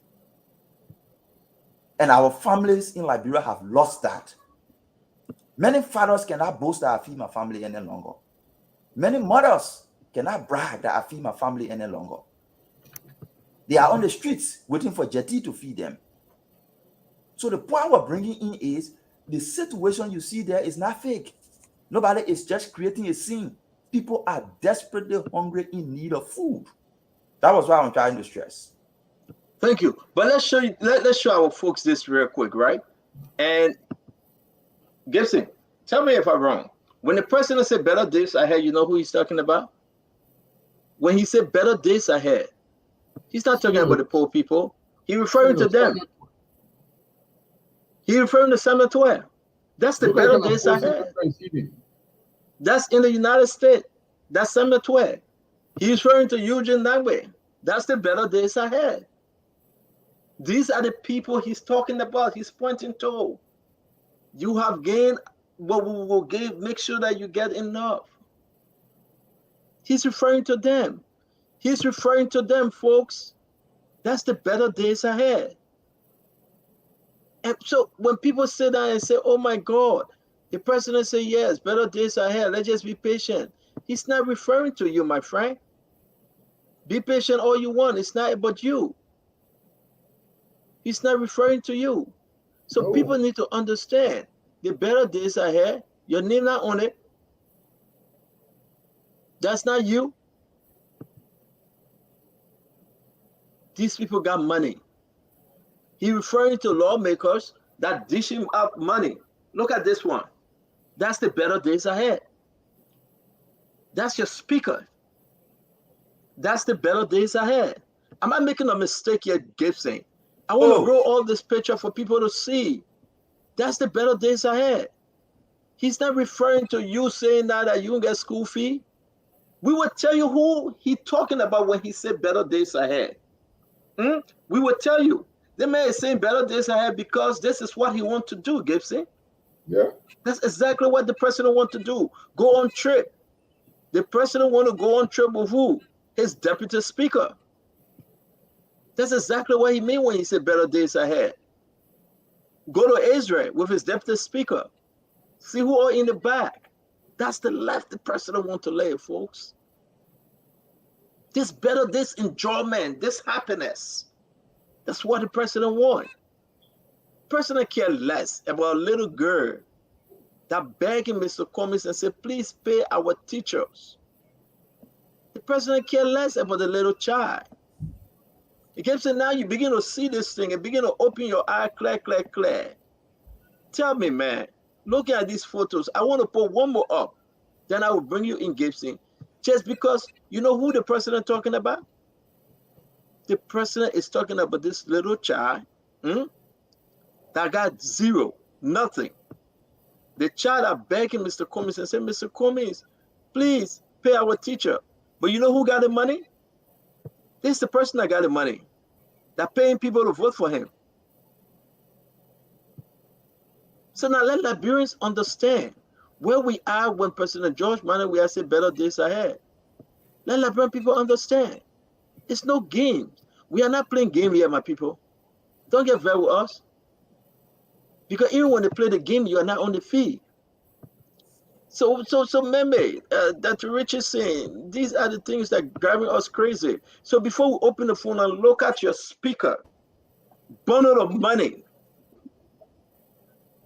So when the president said better days ahead, the better days ahead is not for the young men and women out there. The better days ahead, let me tell you something.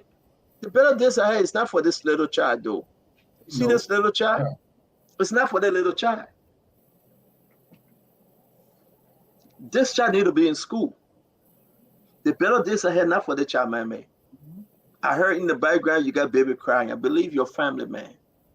My grandson is here crying. Dr. Richardson grandson, always today he was singing ABC. He was missing it, but he was enjoying himself. You get your grandchildren, Gibson. Look at this little child. The better days that person that we are talking about is not for this little child. No, it's not. It's not. The better days the president talking about, it's not for the little child. So let me bring you in before we open the phone line, because we have a lot to show to the Liberian people that again, President Weah is lying to them. He's not been truthful. He's not been correct. He is suffering the Liberian people. He's telling them, say, give me 6 years and your condition will be the worst in the history of Liberia or in the history of the world. Give me 6 years and you'll find most people dying of drugs. But yet and still, though, guess what, Gibson? They are wearing the CDC jersey. Yeah. Yet and still, they are wearing the CDC jersey. So let's play this. This will be the last one. Then we go to you guys. Look at this young man, right? He's enjoying. Is this his better days? Is this his better days, Gibson?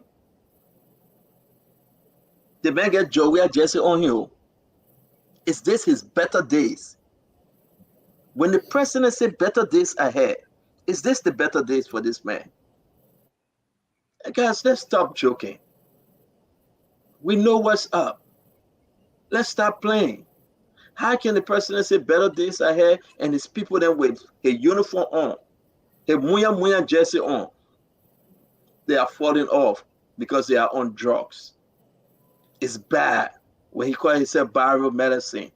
Gibson, talk to us. Let's do a quick round and we're bringing our callers. The last picture, the last two pictures speaks volume.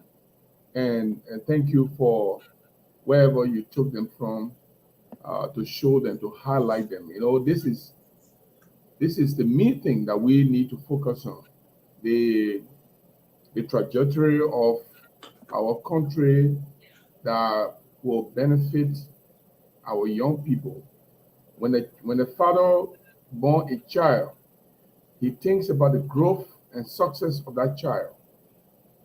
The reason why governments are put in place is to look out for those who cannot look out for themselves, the children, the vulnerable people in the street, the challenged youth, the youth who are under the influence of drugs, even alcohol, youth who are out there in the streets who are being victimized and are victimizing people. The government must be able to have a practical program. But standing we share with the other day we were here, we talk about George Weah asking the international community and say, please give me $13 million so these people in the street who call Zogo will find a place and put them. $13 million would have done a great job. But here is what happened. And this is the reason why the international community is playing a wait and see. In fact, they are no longer in a wait and see. They are like, oh no, we need to find another person to trust, but not this government. They gave the first $1 million swap. They eat it. Timbuktu and George Weah. The second $1 million swap. They eat it. Now, the Youth and Sport Ministry that is being tasked with responsibility to go in the street and get the challenge youth out of the street, the minister came out and said, all the things the poor talking for the past 2 years now, I've never received 23,000. The first $1 million came, they didn't give it to us. The second $1 million, they didn't give it to us. We asked Samuel Tour, they said they don't have money to give it to us. So why would you use that little girl name, that guy who is lying down there whether on kush or some other drugs? Why would you use his name to go to the international community and raise money? Use their name to solicit for money. And when the money comes, you use it for different reasons. While the people continue to wobble in destitute. And then you come back, that man is lying down over there. Can Joshua look in your face, stand in front of him and say, hey, young man, look at me. Young man, look at me. The man look at you and say, better days are here for you. What will that man do? He was spitting the president's face because there's no better days ahead for him. The man is dying and there is no hope for intervention from the government that is being paid by the people, an agent of the people, to take care of the people's business. The people are destitute. They are dying. They are declining. Their lives are being short-circuited. Their future are being truncated.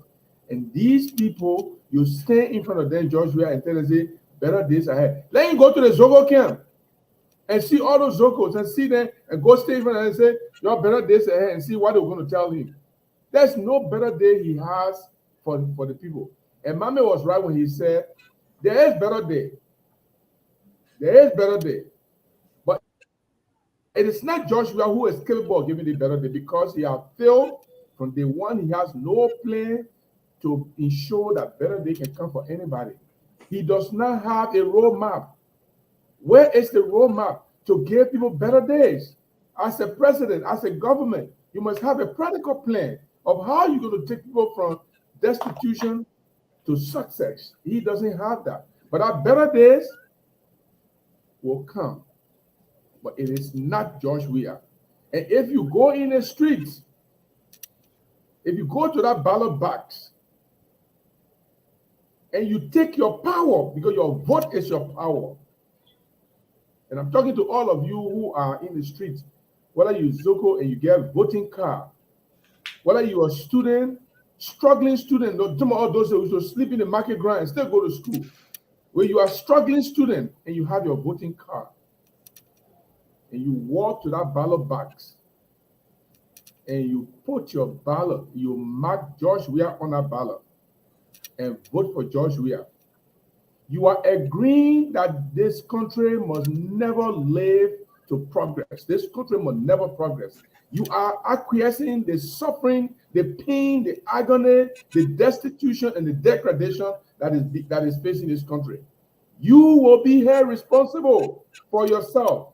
You will be held responsible that voting for another, the man who has no plan to take this country from step 1 to step 2. And I'm telling you, do not vote for George Weah. Don't mind all the politics they are playing. That, oh, George Weah, this one, he this, he that, road, that those are all fiasco. See what is happening in our country today. Our robbery has increased. Everyone in Liberia Niger iron door. Let bring. Yeah, sorry, Gibson. Let's bring in Meme. We gotta go to the phone line. It's 6 o'clock over here. We got about 30 more minutes to go. So Meme, we'll finish up with Dr. Richardson and go to the phone line. Yeah, I really want to hear from the people.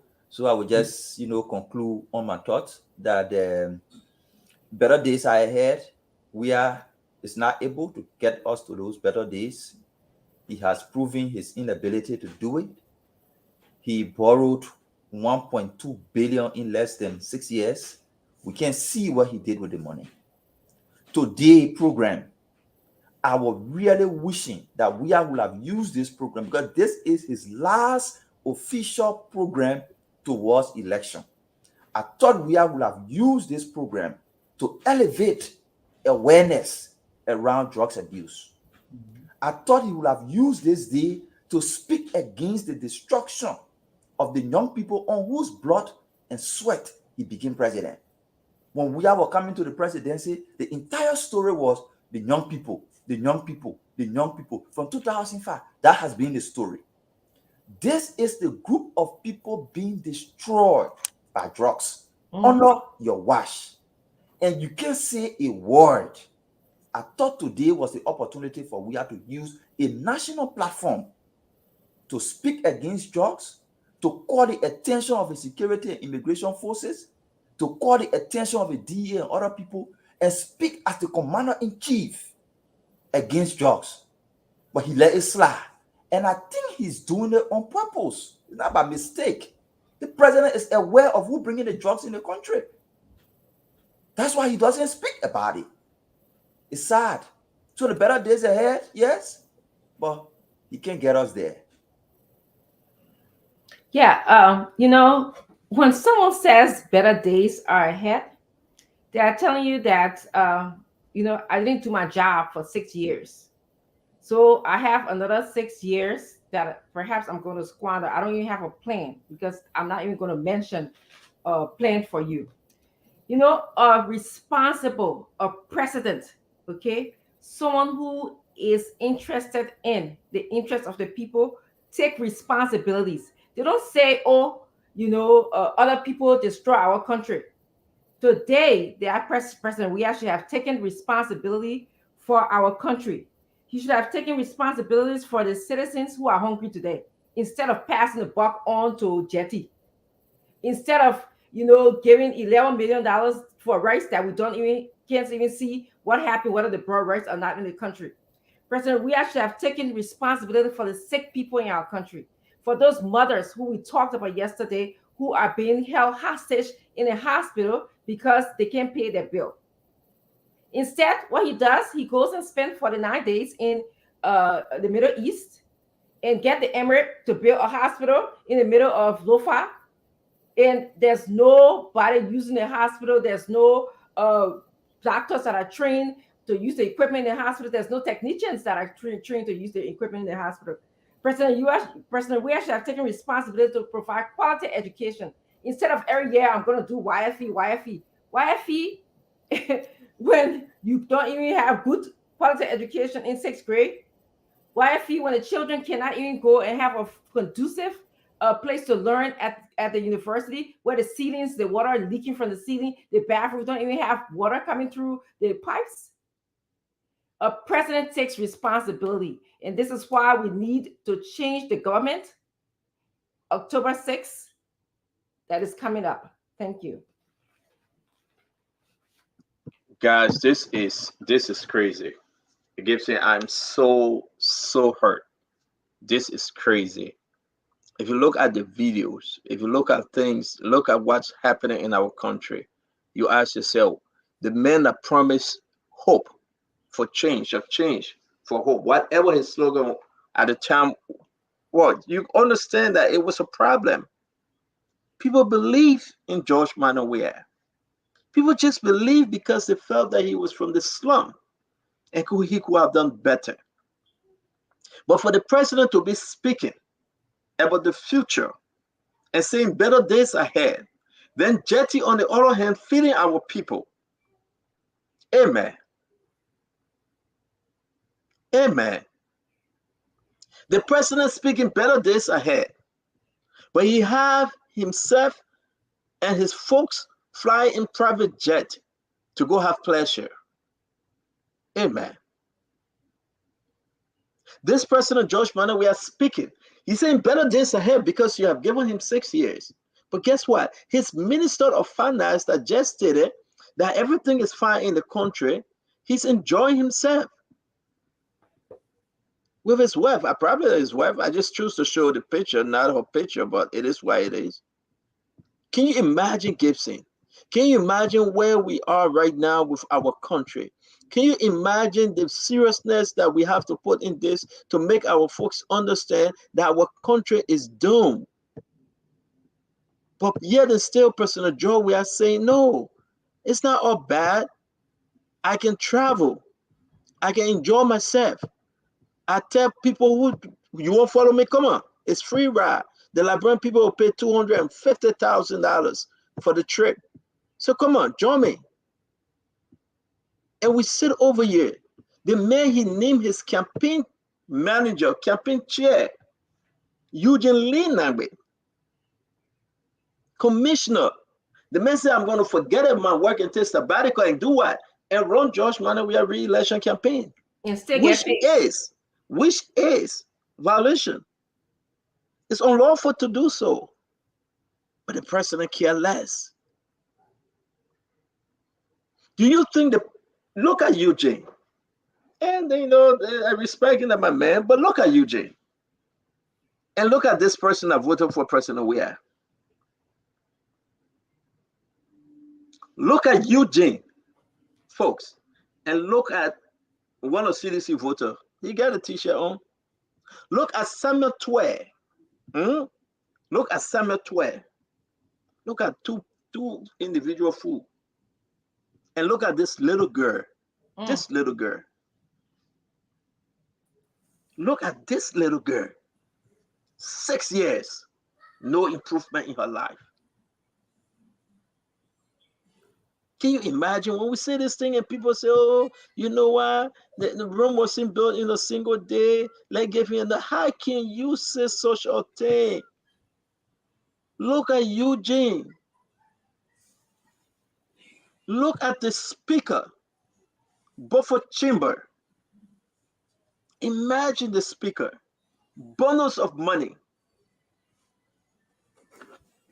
And all the little children do, please, Mr. Cummings, please pay our teacher.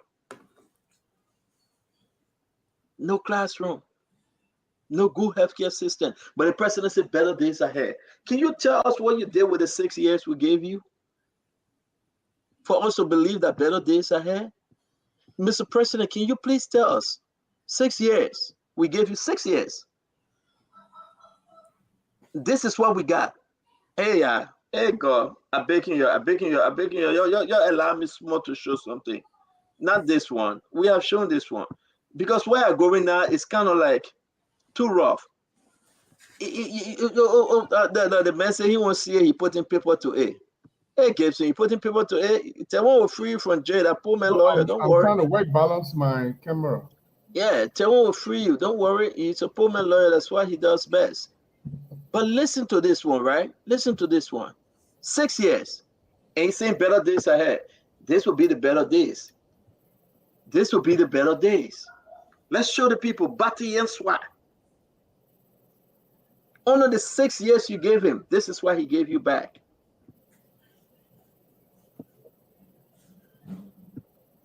Gibson, I'm not trying to just play Yankan, yeah. But you got to understand, this is true. You gave him 6 years, he gave you back something. Guess what else he gave you back? 6 years, he gave you a result, a report. After those unsolved mysteries, those unsolved murder, there's no report on them. Bati Yenswa, Gifty Lama, honor his first 6 years. Then he's telling you, say, it's okay, come join me.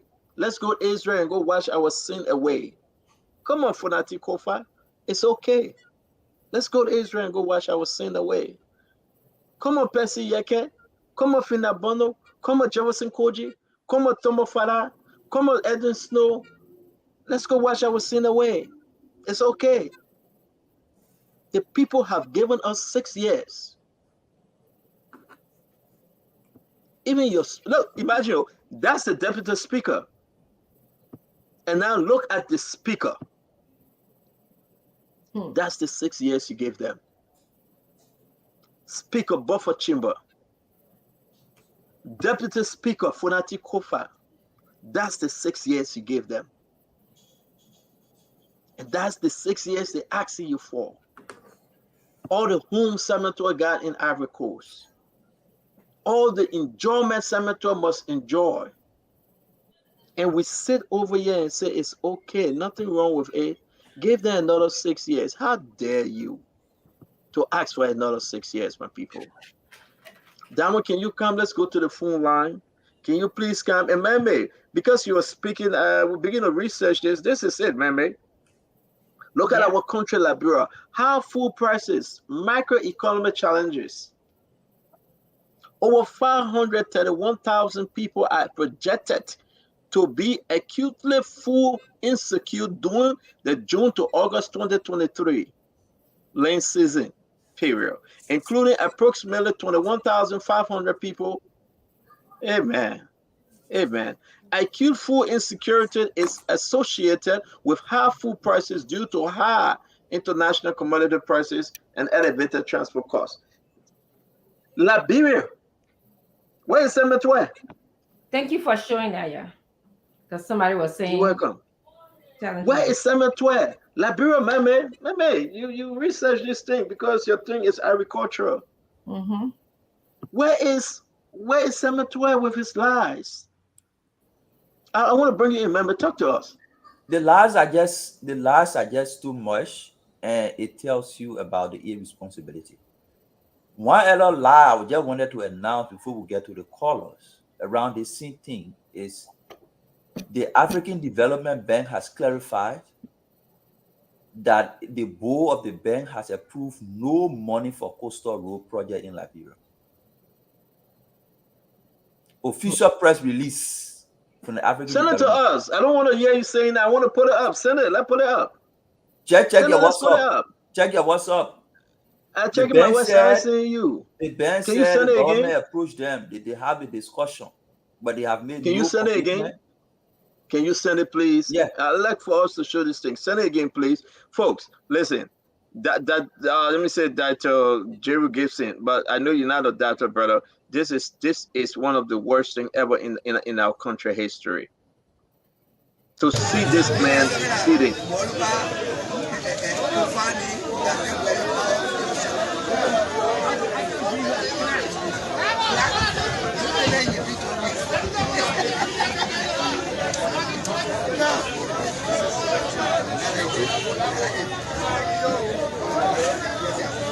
That is definitely himself.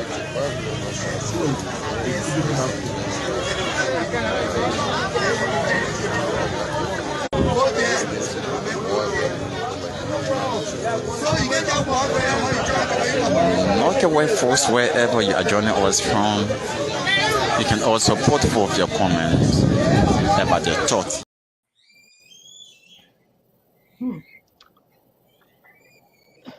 Better days ahead, Liberians. Better days ahead. Jetty will continue to feed you.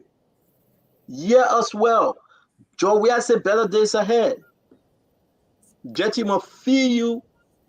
He will give you food because he cannot. He, President Weah, cannot sustain you. They cannot pay you on time. They will have no reason to create jobs. So Jetty must feed you. What a shame. What a disgrace. Damo, can we go to the phone line? Can folks call? I want you guys to call. You know, we're having this issue about the line. Nelson, can you come on? Let's take calls, please. Let's go to the phone line. Let's take some calls. It is important for us to take some calls. My number up, 609. Let me take this person. Good evening. Good evening. Hello, how are you, sir? I'm all right, sir. Your name and where are you calling from, please? Okay, I'm P. David Kofa, calling from Baltimore, Maryland. P. David Kofa. You speak Kru, Mr. Kofa, do you? Okay. Do you speak Kru? What I really want to say now is, first of all, let me say hi to my brother. Can you hear me? But, yeah, I'm hearing you, sir. Do you speak Kru? You speak Kru? Oh, okay. So speak to your people first. Send them our 26 greetings. Then you can tell us the purpose of why you called them. Okay.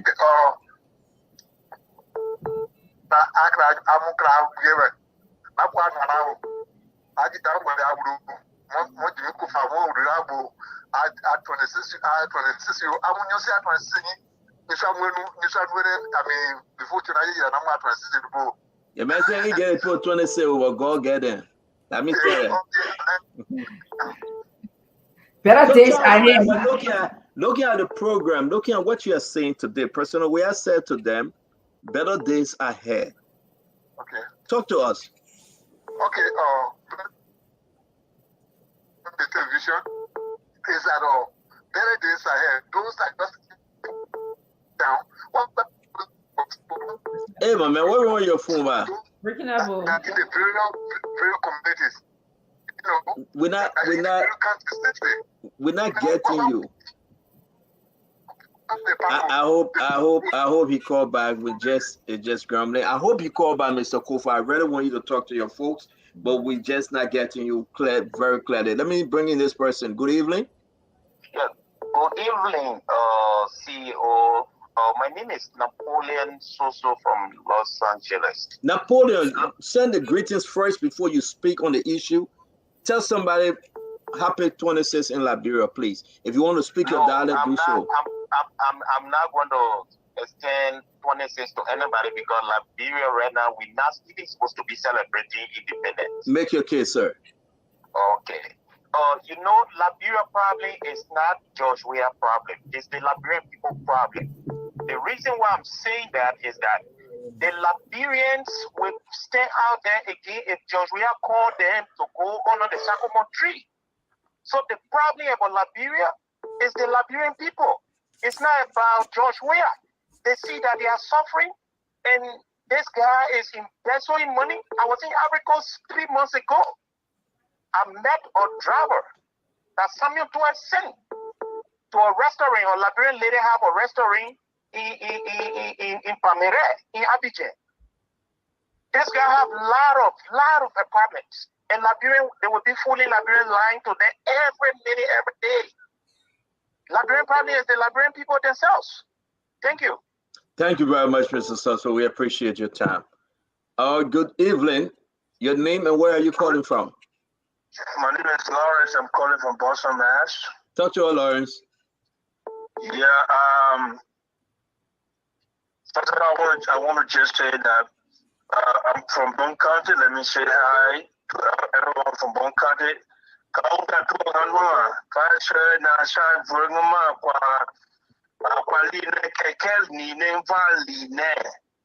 Dali to pull, knowing that our job we are ugly to pull. Ugly to get, oh, man, what get the government woman do not bad, not made over the alert.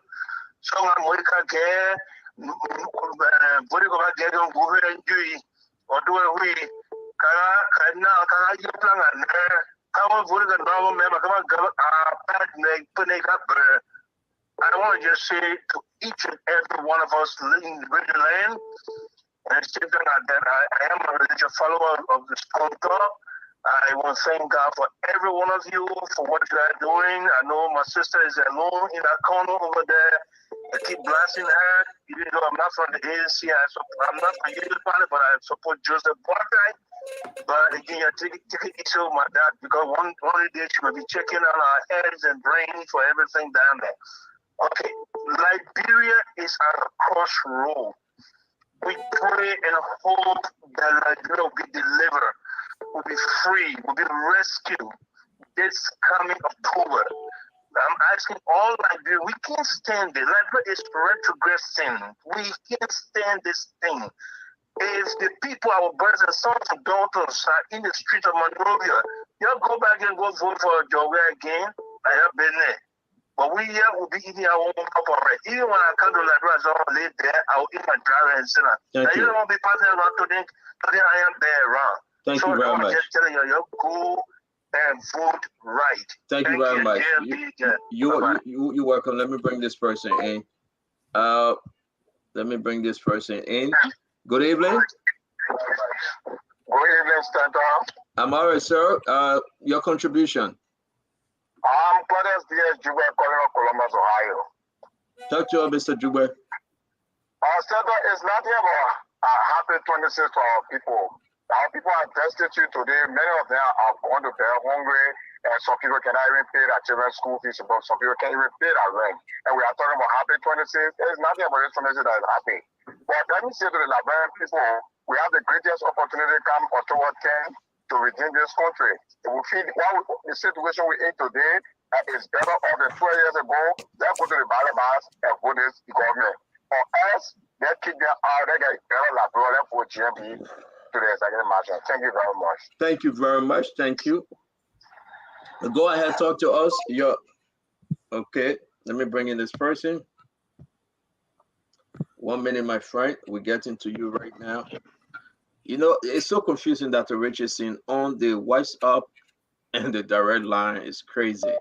Your name and where you joining us from, sir? Yeah, I'm calling from Liberia. My name is Jerry Brown. Jerry Brown, talk to us. My question to you as a good Liberian, a patriot Liberian. Today is July 26th. You're complaining about jetty sharing food. You don't think with all the money you stole and your attitude in America, it would have been better to bring the donation to Liberia and feed the people that are hungry here if you know that Georgia is not doing good for Liberia? Thank you very much for your question, okay? Okay. All right. So the issue here is that at the end of the day, yeah, man, we gotta tell it, man, thank you. Let's go. Let me bring in Kristen King. Kristen, good evening. Yeah, Spencer. Good evening. How are you? I'm doing good, Mama. Talk to us. Okay. Reggie, how are you? I'm doing good. How are you? Yeah. But you're not speaking to Gibson too and Mame. You don't want to talk to the Taiwan government people. Especially Gibson, I know you see my knee all the time. All of them. And Mohammed, happy 26 to every one of you. Happy 26, Mama. Is the 26 happy for Liberians?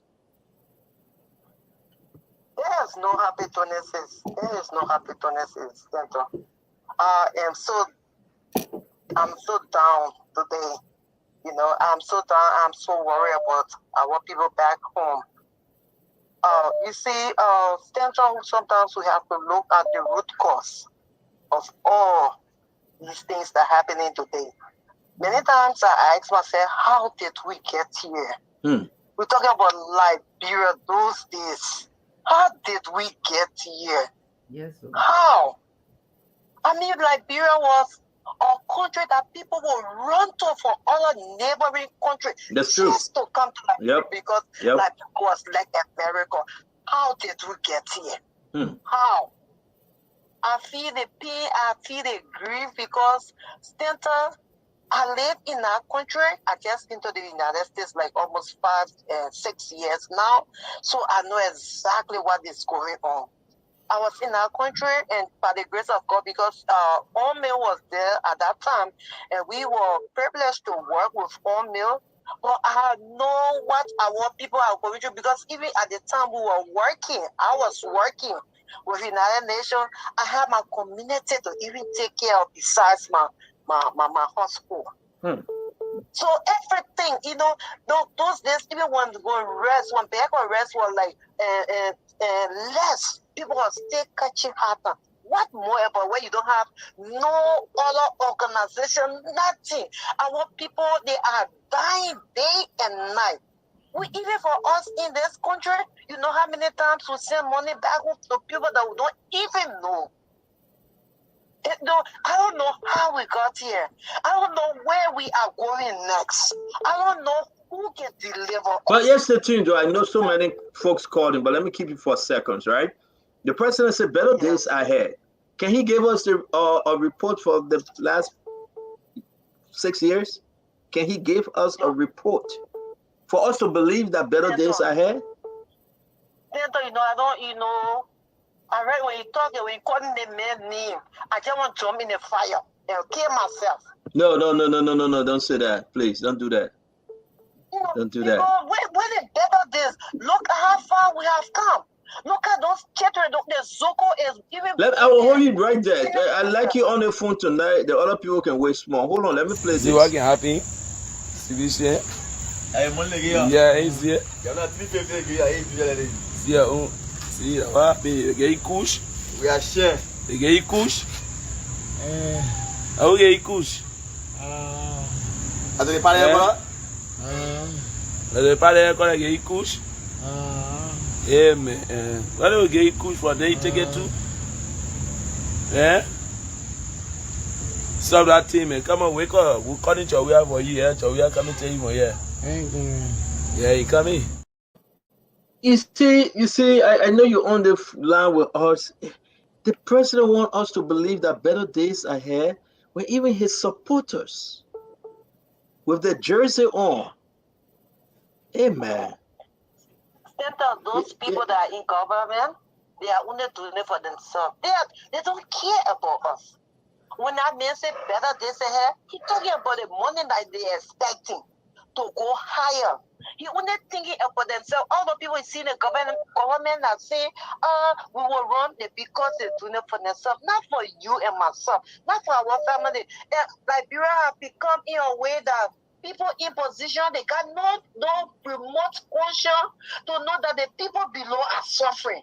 I know some people that were in the same church. I see them jubilate only because they have the opportunity to work in this government, and they have gone with that kind of like stool. They will say they were in a church and they used to praise God, and then they go so bad because they got the opportunity to work with this government. They want the government to be that like this.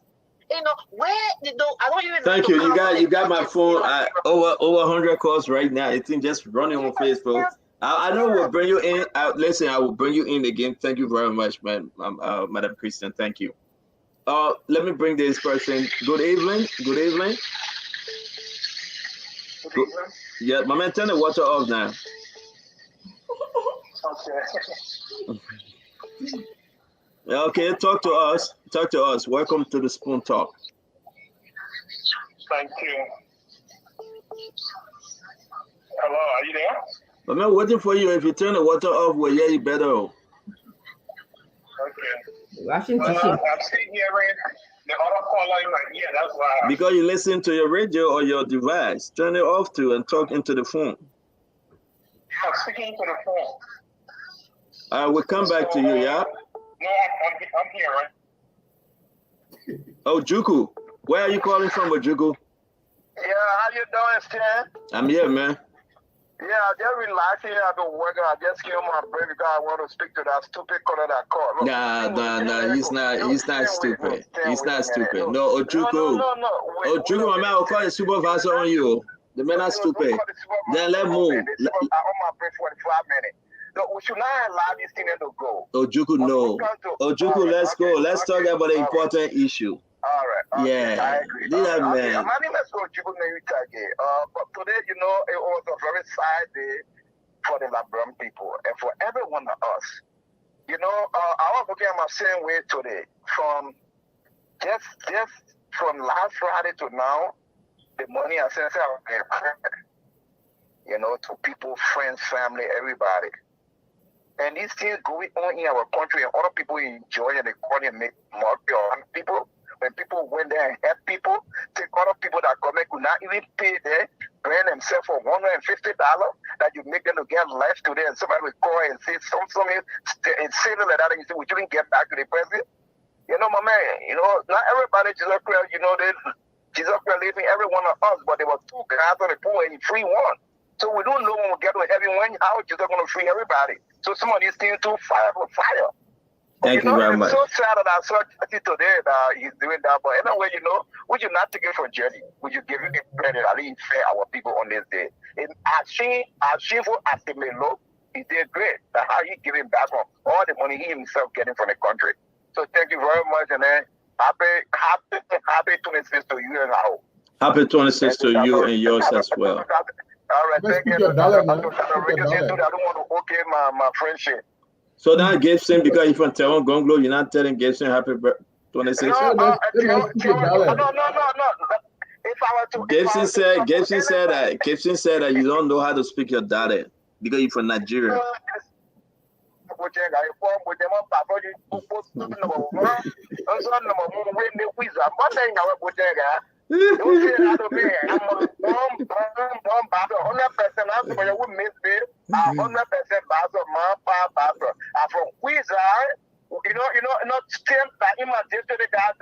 Even though, it is so sad for my people.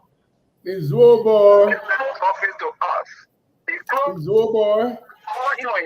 Apple Gleboso. Amen. All right, man. We'll talk to you later. Let's play this. Right. Let's bring this in. Let's bring this in. These are the Better Days people. You're welcome, Ojuku. All right. All right. Yeah. You it's a Gibson. You see the Better Days before and after? Yeah, I see that. These are the Better Days people. These are the Better Days people. Yeah, they are. These are the Better Days people. Even the First Lady. Look at her before and after.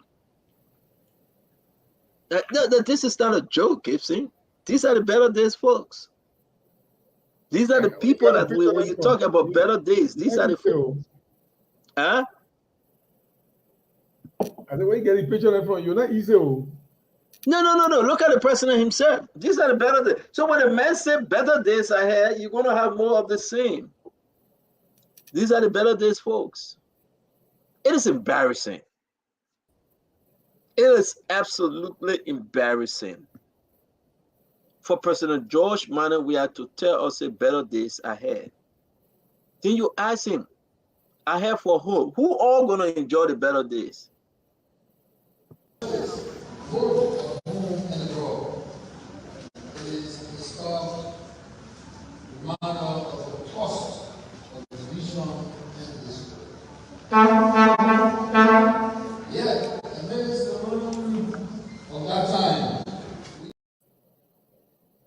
You look at the president, he can't even live for a hair. I don't want to even watch that team, man. You know what I mean, Gibson? The man can't even live for a hair. Then the man blowing, and he's not even hearing him well, but he just a better days ahead. I don't know who can do this to President Weah. You will never find a President Comey behaving like that, or President Bwaka, or President Tewon. They will look in the camera and tell you what they have achieved and what they plan to achieve in the next 6 years. They will look in the camera and tell you that. They will lay it out. Bullet points from one bullet point to another bullet point. They will tell you corruption, we reduce it. And so many people went to jail. And we confiscate their homes and properties. They will tell you that. They will lay this thing out. They will tell you education. We have invested this amount of millions in education. And we dare the education minister or deputy to own schools. How can you look at your education minister having his own university? His deputy, his assistant, all of them having their own schools. Then when a benefit comes, it goes to the schools. Look at the University of Liberia. Look at Fender campus.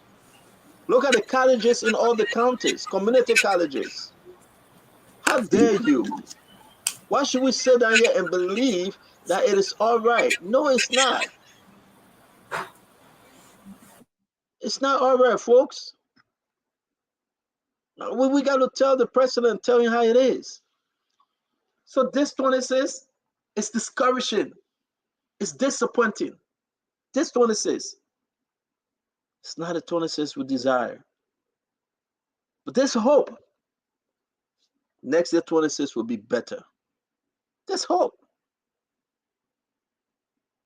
There's hope. How can you have your president flying in a private jet, $250,000 on a trip? And the president looking at this little girl. Hey, man, I wish I know this girl. I wish I know where she's from. I wish I can get in contact with her. This little girl suffering, going to bed hungry. The road's so bad and terrible and horrible. And they want us to believe better days ahead. I don't know if we can take 3 more calls, then we'll wrap this thing up. Good evening. Hello? Yes, sir. Your name? My name is Anthony Morgan. I'm an aspirant for District 10. Anthony Morgan? Montserrat County. Okay, you are aspirant of District 10? Yes. Montserrat County? Yeah, District 10, yes. You running against Yeke? I don't want to term it that way. We are trying to change our district. I'm not going to worry about who's in the race. I just got to ask you, because when you said District 10, everybody are just on, he's the representative, so you're running to unseat him. Whether you term it that way, you better speak, you better be open and let that brain hear you. Speak serious, you will see. But what's up, my man? What's up? How are you doing? So where are you joining us from? I'm in Monrovia. I'm actually joining you from Monrovia, District 10. Yeah, but you're never not saying Monrovia. Of course, because I'm calling you on a different phone. I have two different lines. When I want to call you, okay. I use a different phone. So time to asking some question in our district. No, wait, man. Let me get you hot and small. Now the man calls, right, Gibson? So let me jam it.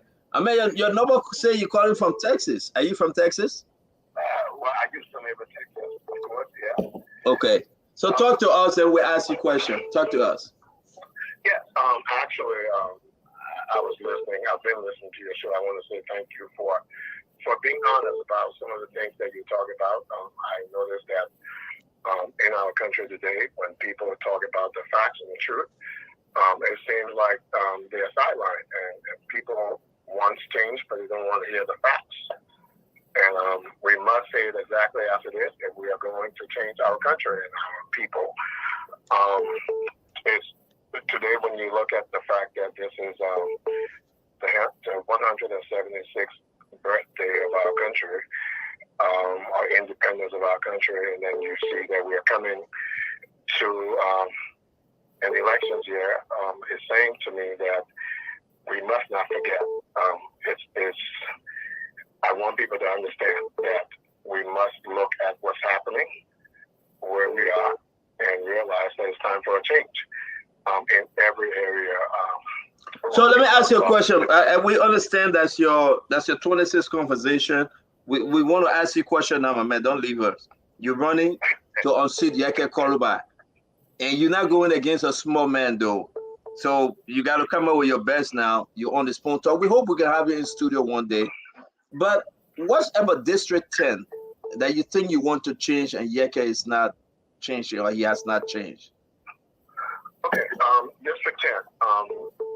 When you look at District 10 and you realize, if you know anything about District 10, I grew up in District 10. I know a lot about District 10.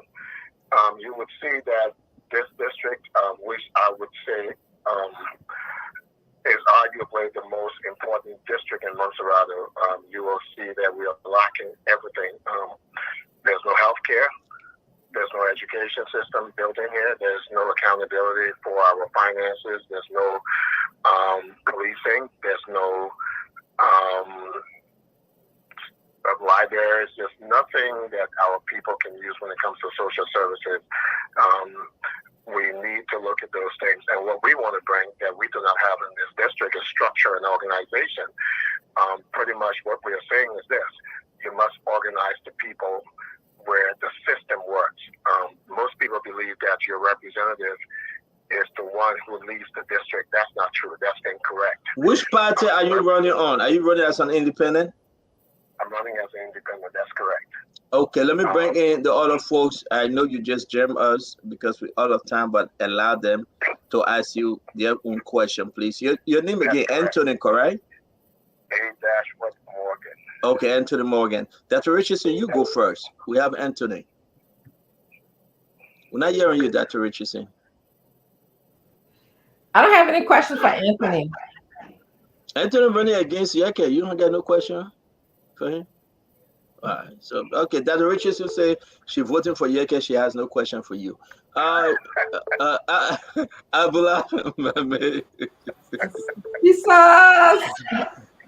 Abula, go ahead. Yeah, me too. No question for him, honestly. Are you voting? Why are you doing this with Anthony? Man, they make you on a friendly program. Then you're saying you're voting for Yeke. Okay, Gibson. Yeah, I do have question. Anthony Morgan. First of all, I'm looking for someone who I can donate my money to be Yeke Koluba. Oh. So how sure are you that you can beat Yeke Koluba? Do the people of District Number 10 let people who can cause people? Let me answer this. First of all, I noticed that what we hear in social media platform, it's not what's happening on the ground in District 10. And that's what's amazing about it, is that when you come into District 10 right now, and you can send your people in, you will realize Yeke Koluba will not get 20% of the votes in this district. I can guarantee anyone. The people in this district have already said it. It's not going to happen. Josephine Davis is not going to get more than 20% in this district. I know that for a fact. We've been working, and what we've been doing is that we've actually been going door to door since last year in terms of awareness, and we've been talking to our people about what is really going on, about the real issues, about the things that's affecting their children, their lives, their education, healthcare. We've been talking about those things, and people believe that poverty means that you're stupid. That's not true. Liberians are not stupid because they're impoverished. The problem is we have not been getting to them with the information. We've been doing that this time. And this election is going to be very surprising to a lot of people. The reason you don't hear a lot of Yeke and them talk about me is because they are afraid. They know who they have to contend with. If you come in here and do a poll right now, you will see that I'm the leading candidate in District 10. I'm talking about the actual polls. I'm not talking about what people talk about on social media. Most of the people you see on social media are not from District 10. You come into District 10 and you will realize that the story is different. And I've asked them to come on and let's talk about the issues. Let's talk about the problems that we have in the district. We can no more sit aside and wait for people to talk about bag of rice, hand pump, $500 Liberian dollar, $1,000 Liberian dollar. You still have people like Ms. Davis going around and sharing rice and laptops and bag of rice. This is not how you get to your people. If you believe that you can lead, talk to the people about your platform, let them know about what it is that you can bring to the table in terms of structure and organization, and let's see what they will have to say. Our people are no more stupid. Our people understand what's going on in our district, and they are going to respond. One thing I know is that when you are hungry, that's it. When you don't have money to go to the hospital, when you're sick, that's a real problem. And our people have now understood that. And no one is going to buy their votes this time. We know that. If anyone thinks they're going to buy votes, it's not going to happen. So for us, we're saying, come to the table, let's talk. Let's talk. Let's see what you have. Let me ask you my last question. Let me ask you my last question. It's in twofold. It got two legs. The first one is, if I were to send with you $300 right now, what will it be used for? And why are you thinking about answering that? Let me ask you this question. Yeke Koluba is not loyal to the end. He's not loyal to ANC. He's not loyal to Unity Party. He's not loyal to LPP. He's not loyal to any of the opposition party. In fact, he badmouthed any and all of them. Why should the opposition voters vote for Yeke Koluba? And if you finish, you tell me, well, if I send with you $300 right now, what you'll be using it for? All right. Let me say this. Yeke Koluba is not honest with himself. So I mean that it's as simple as that. When you look at someone who society has given an opportunity to serve, and they've used this last 6 years to bring embarrassment, disgrace, and bring us down as a people, I mean that says a lot about him. I'm not surprised that he is being dishonest with everyone that has tried to show him loyalty. It doesn't surprise me. He wasn't loyal to the people who mandated him to help run the district and help change our district. So I'm not surprised. That's who he is. That's who he's shown to be. And that's what we have for now. And it's time to change that. When it comes to if you send us 300, what will we use that for? Yes. At this point, I'll say this to you. Because we have a structured team, that would be something that my team will have to decide which way it's going to go. I can't make that decision. I mean, we need funding, that's for sure. Specifically, I would say generally we'll go to our elections, but specifically where it's going to go, I couldn't tell you. Quick question. I think it's not your You question. being in Liberia, you being in Liberia. No, the last response made me to want him to ask.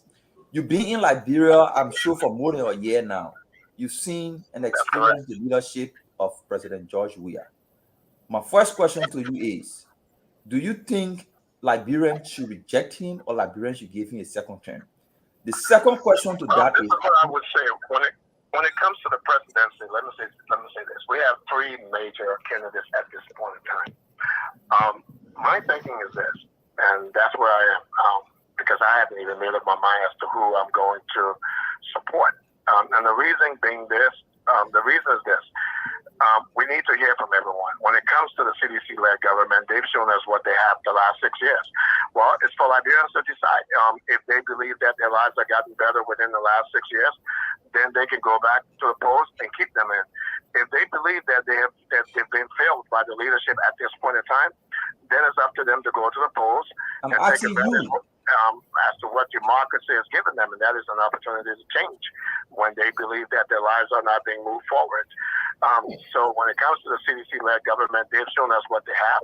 It's up to the people to decide whether that's good enough or not. Okay, so we're gonna can we hold you there? That man may ask his second question. Now I want to ask you a question now because of the answer you gave me.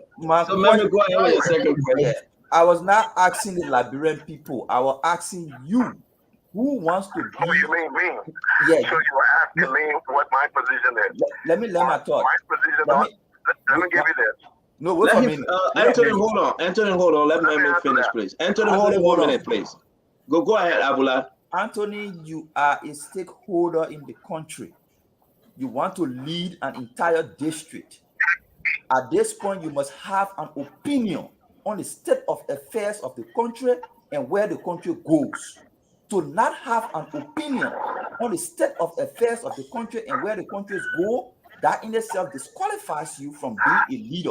So my question to you, no, I don't think I would disagree with you, Mame. You should not give him the chance to answer you properly. So my question because you refer the therefore question to him, not the Liberian people. With that premise laid, that you must have an opinion on the state of affairs and where the country goes, as somebody who wants to lead an entire district, my question to you now is, do you think President Weah, I'm not saying the Liberian people, I say you, do you think President Weah has performed well and he needs a second term? Or do you think when you go to vote, you reject him because he did not perform well? That's my question to you. Okay, I can answer that question. It's real easy. As far as I'm concerned, the CDC-led government has failed the Liberian people. Thank you. That's correct. There's not even a question asked. That's real easy. Any Liberian, whether you are a citizen or not, if you put Liberia first, we should be, because Liberia was here before CDC became CDC, before anyone became who they are. We are first Liberians, and we must be patriotic to our nation. That's who we are. So if you want to call it for what it is, I believe the CDC-led government has failed the Liberian people for the last 6 years. And we must look at it as such. It's no more about politics. It's no more about who you like personally. It's truly about our people, our young people, our future. Our children are failing. Our children are not getting an opportunity for us to see their gifts and their talents and realize who they truly are. We have a lot of our young people dying from the kush every day. Those are talents and gifts that we would never know that could have benefited this country. But now we have to deal with that in the graves. It's time for us to look at these things and call it for what it is. I don't live far from CDC. I deal with a lot of the young people that hangs out around the CDC campus. I deal with them on a regular basis. And I know what they're going through. I know what they tell me. So I'm not speaking from an assumption. I know that drugs are rarely dealing with our kids in a way that it shouldn't be. I have 4 children who are doing very well because someone stood behind them. It's time for us to stand behind our young people. It's time for us to say that wrong is wrong, right is right. We must do something. We live in a country where we have a broken education system, and we don't hear from our education minister. We live in a country where we have a broken healthcare system. We don't hear from our health department or our health minister. We live in a system where security is terrible. We don't hear from our justice minister or from our chief of police about why we have all these drugs coming into our country. Anybody who knows the history of this country will say that truly the last 6 years we've had more drugs come into this country than any other time in the history of this country. We can no longer sit aside and allow this to happen. That's why we want to come into District 10 and use District 10 as a model for what this country should be like. We can restructure our district where we can start to set the example and give the people the opportunity to come together and work. Anthony, thank you. Mame, are you done? The only part he has not answered is who he will support to be president. If George Weah is not qualified to be president, who is supposed to be president? Like in America, where he comes from, Bernie Sanders is an independent, but he formed alliance with the Democrats. Ma'am, the man say he come from Liberia, he come from America. Oh, okay. So how long have you been in Liberia, though, Anthony? About what you mean? How long? Station in Liberia station. I've been consistently in Liberia since 2008. But anyway, I want to answer that question. I want to answer something he just said. He asked me who would I support. Correct. In terms of the presidency. Yes, sir. So I answered the first question. Now is about who I will support. Now I said something earlier when he cut me off earlier. I was trying to expand on that, and that is this. I'm not going to make that decision until I hear from the aspirants and get from them what I'm looking for. I know for sure when it comes to the aspirants, I see Cummings and Bromskin as two people. And Bromskin is not. Sorry. Talk about his VP. Yes, go ahead. Yes, sir. Yes. Go ahead, sir. I see that ticket as a ticket that has all of the bells and whistles that we need to lead our country. No doubt in my mind. I believe that they have the expertise. I believe they have the. I like this color already. Can you let him finish? He said that, but he's still speaking though. He was surprised you, Dr. Richardson. I'm reading about him right now. Somebody sending me information about Anthony. So let me say this. So I don't want anyone to think that I'm not paying attention to this. What I'm saying is this: our people must understand that I will not make this decision just because someone said go be part of this party. I want to hear from them. I want to hear more from them. Cummings and Bromskin brings a lot to the table, no doubt in my mind. They bring a lot to the table. My only problem with them at this point is that I don't believe they're doing a lot. They're doing enough to get to the grassroots. People need to know more, and they need to get into the trenches and get people to understand truly who they are and where they come from and what it is that they bring to the table. For me, I do know what they have. When it comes to boycott, I believe that boycott has diversity, but within that diversity, I don't see a lot that they can bring to the table in terms of the kind of leadership I see when it comes to Cummings and Bromskin. So I'm waiting to hear from them and hear what they have to say and see if they can break that barrier and show me that besides having that diversity in terms of people that can reach out to other people, what else do they have when it comes to the true leadership of the country? And like I said, when it comes to CDC, we just have to look at what happened in the last 6 years, and that will tell us a lot about them. Thank you very much. Wow.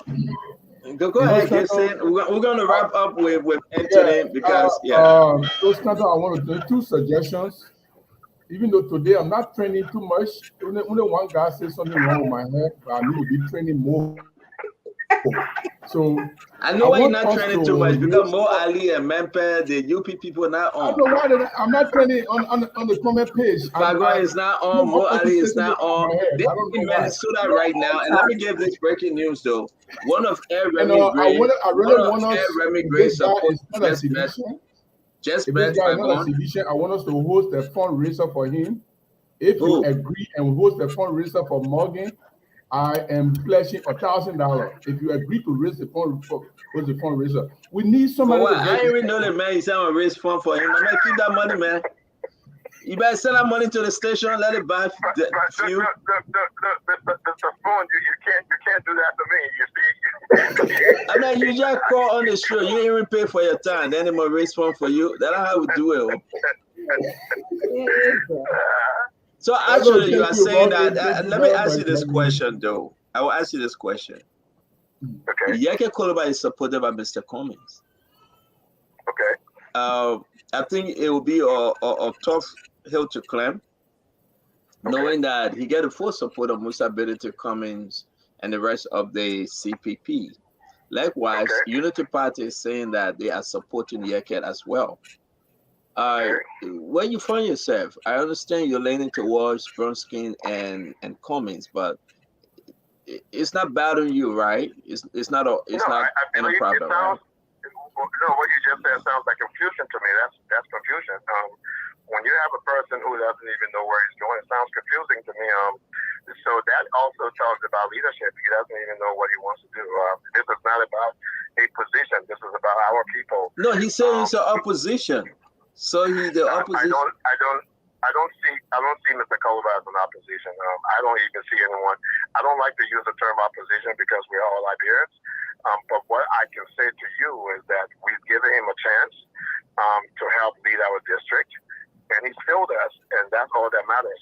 I do not. How did he fill your district? How did he fill our district? Yes, sir. First of all, drugs, lack of education. You said drugs? Drugs, yes. Did Yeke take drugs into your district? I'm not telling you he took drugs into mine, but I know if I lived in close proximity No, but I said, how did he fill your district? You said drugs. I said drugs, and I would say this because I will tell you this. There are a lot of drugs that's right there where he lives, and there's nothing being done about it by him. I'm not going to go into any further conversation about that. When it comes to campaigning, we will then go into it with facts. For now, I can say that the drugs problem is something that he will have to answer to when it comes to campaigning if he wants to talk about the issues. Do you want to debate? Do you want to debate between you and Yeke? Should I schedule it? I would debate anyone in district. Can you text me? You have my phone number. Text me your full name, please. I will arrange this on this phone talk. If you talk to Fagon should have all of my information. I just said text it to me. You already have my number. Why should I go to Fagon? I'll text it to you. I'll go. Thank you. Why should I go? Why should I Fagon working for you? Oh, I see. No, Fagon's not working with me, but actually because I've said him that in the past. I've said him okay. Thank you very much, Anthony. We wish you luck. Thank you, man. It's good to have you. Okay, man. I hope we will be on that show one of these days. Yes, sir. Thank you. Thank you. Hey, look, we're just cool with Anthony, though. We're just cool. Dr. Richardson just laughing because now he said he supports ANC. First in history, I see somebody supporting ANC. Look at that. No, wait. Gibson, I'm serious. First in history, I see somebody supporting ANC. That's not true. Yeke was supporting ANC, but he's not loyal, so he left ANC. Leave Yeke alone. Yes, the thing about Yeke, you gotta realize. Yeke cannot support, he cannot openly announce his support for Barker or Cummings. He got to be in the middle because he needs those folks that vote. He cannot take any, and I agree with him. He's a good politician. He cannot go out there and say, oh, yeah, I endorse Mr. Cummings, then tomorrow, I don't like Joseph Barker. No. You know Yeke is an opposition. I agree with you, but he cannot bomb up any of them as well. But why should he bomb off them? He bomb off Cummings, he bomb off Barker, because he said, according to them, they broke the CPP apart and they are not serious. He was expressing himself. He's a partisan. He did disagreement with them. That's a fair game. Whatever Yeke you don't like, Gibson. Yeke is not a responsible member of the House of Elders. In that representative, when show me one responsible member of the House of Elders that taking 30,000 every day and lying to the Liberian people. I think I prefer not to say again. No, when we talk. No, but how the man would say Yeke, man? Nobody talk about my Yeke, man. Yeke, my friend. Yeke now? That my Yeke, that my very low. No, but honestly, I like the way money against Yeke on the show. No, not on the show. It would never happen. Not on the show. I like the way I like the way he responded to the questions, especially that he was bold to say, "I do not support George Weah," and to slightly take his side. We had Edward Ford on the show, who is an independent candidate, for more than an hour. He could not say who he support or who he didn't support. I remember. Those are the politicians you want to be careful with. The wheels and deals in the night. Hey. And present but my thing is that though, I'm not talking about the CDC politician. We know all of them. But my thing is, I'm shocked that this guy is leaning towards Mr. Cummings. Why are you I'm shocked? shocked that this guy is saying Cummings. But you know why? You know a lot of Liberians will say, yes, this man is Cummings guy. Listen to how he speak. The man speaking serious. Oh, look at. The man yeah. You know why you really know? Because we United Party. The man is close to Atlanta. The man is close to Atlanta. The man going to support Mr. Cummings. You see when you're in an in group? No. Dr. Richardson, don't do that now. Dr. Richardson Kesha said, don't do that. The man saying he supports you, you're happy, you're laughing, you're not even saying nothing. I'm not saying no, if that man from Liberia, you're not support Mr. Cummings. He supports Mr. Cummings because he's from Texas. That's not true. You don't know that man like Liberians in Liberia that support Mr. Cummings. Don't open the phone line now, man. Please don't bring the Cummings issue up. You can open the phone line. I think the phone line is biased. You know, a lot of people that listen to us, tend to favor JNB. The man supported Mr. Cummings because he's from next to Atlanta. Whatever. So you just trying to. And he's speaking Siri, right? A man speaking Siri. Everybody that supported Cummings will speak Siri. Good evening. You are our last caller for tonight. Talk to us. Speaking correctly. Hello? You are buying. Is this Stanton? Yeah, my man. That's Stanton. Yeah, what's up? Yeah, man. Yeah, okay. Yeah, I tried calling you the other day, but I couldn't. But hold on 1 minute, though. Hold on 1 minute.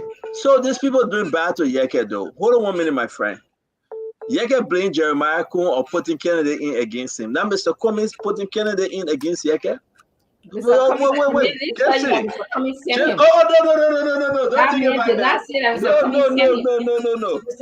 Don't think about that. Listen, Mame, she tried to clean it out. You were celebrating just that. What have Yeke done to CPP leaders? He said Jeremiah Kuhn, son running against him. Now Mr. Cummings, son running against Cummings too. How can Mr. Cummings leave from Texas and run against Mr. Cummings? He's running up. Maybe he's running as an independent. You didn't ask him. But all the people that putting against Yeke, they're using independent. Okay. Yeah. So then how can Mr. Cummings pull a Kennedy against Yeke? Everything Yeke is I wrong. did not tell you that Mr. Cummings pulling against Yeke. Yeah, you want to support the show now? Guess it. For Yeke to start campaigning against Cummings, Listen. The guy said he been sponsored by Mr. Cummings, right? I mean, the guy said Mr. Cummings. Did you hear that? No. Meme, did you hear that? No. No, I got it. Why you afraid of? Why you afraid of? I don't know. Yeah, you know. Let me Alika beg you, and that's why I'm gonna come on the show. Seriously, I think you need to stick on Mr. Cool. Listen, I just heard the guy say. No. I'm gonna call. Why would Mr. Cummings put this guy against Yeke? Why would Mr. Cool put his own son? So it's equal now. Mr. Cummings gets somebody against Yeke, and Jeremiah could get somebody against Yeke. I think Yeke should go to Tewan Gonglo Party. I think Yeke should go to Tewan Gonglo Party. We know that Mr. Cool own son. Mr. Cool also on the station. Let me open the phone line, and everybody that heard this gentleman, please tell me what this gentleman said. He said Mr. Cummings, he supported Mr. Cummings. Mr. Cummings sent him in around the 12. Did you hear him saying that Mr. Cummings, he supported Mr. Cummings? Nope. Now around it, turn your radio off now, please. Amen. Let me tell you other person. Good evening. Yeah, this is Stanley from Virginia. Stanley, you heard the gentleman saying that he supported Mr. Cummings and Charlene Bronski. I have no problem here. Helping understand. We beat on Jeremiah Kuhn. When Jeremiah Kuhn adopted some say he running against Yeke. This guy supported Mr. Cummings, and Mr. Cummings is feeding him in the election. And now he running against Yeke. Why are these people putting Kennedy against Yeke? He did not say that. Well, Mr. Willis, let me just say this to you. Thank you for having me. But all of those people that are coming out district to run against Yeke, they're not going to be successful. Liberians, we are nothing but jokers. You know, I just called to make my contribution for the president's address to the nation on the Independence Day. But since you asked the question, let me just go. Please, because look at what people are saying. It's true. They're saying that's nonsense. Why are these people putting Kennedy against Yeke? What have Yeke done? These are all government operators. Let me tell you, let me be very clear. You see, the city's government, I mean, we've been following this issue for a very long time. The city's government is trying to find every maneuvering way to kind of silence those that they consider as their critics. All the things that go on, pumping money for people that want this shit. Why is it you're not hearing all of these different aspiring ANC secret candidate for District 10? Right. Look. Why? You ask yourself why. You're a talk show. You're a very informed gentleman. Why? Ask yourself, say, why is it that all of the districts within most of our country, why is it's not heavily contested as Yeke? But let's say I gotta go. But everybody agreeing with me that Mr. Comey sent a candidate in against Yeke. He's from ANC. Bless King saying it. He's from ANC. There you go. Lord Trump saying it's true. He's from ANC. Sekou Donso said both Unity Party and ANC will not survive Yeke. First of all, give me a chance. This is my first time calling this show. I follow this show all the time.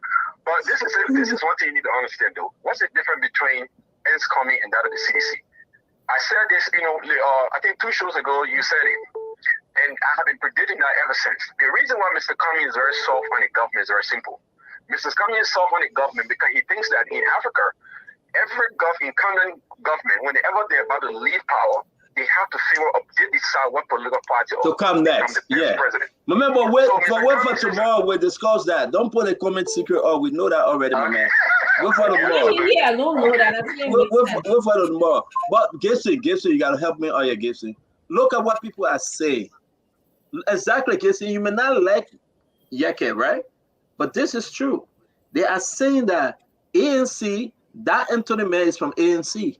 They see when you get Yega. Please call back so you can actually let him call back. Call him. We got to clarify this thing. I don't have his number. But call back so you can please clear the air that Mr. Cummings is not sending to support. He's not supporting. The message Mr. Cummings is sponsoring his election. Even Gibson volunteered $1,000. He refused it. He said, I got to talk to my team. He said, Mr. Cummings is sponsoring his election. He's from Texas. He speaks Series. So understand that he's a Cummings boy. So it's actually people are beginning to send information that he is an ANC partisan. Mr. Cummings. Yeah. But whether Mr. Cummings supports him is what we need to.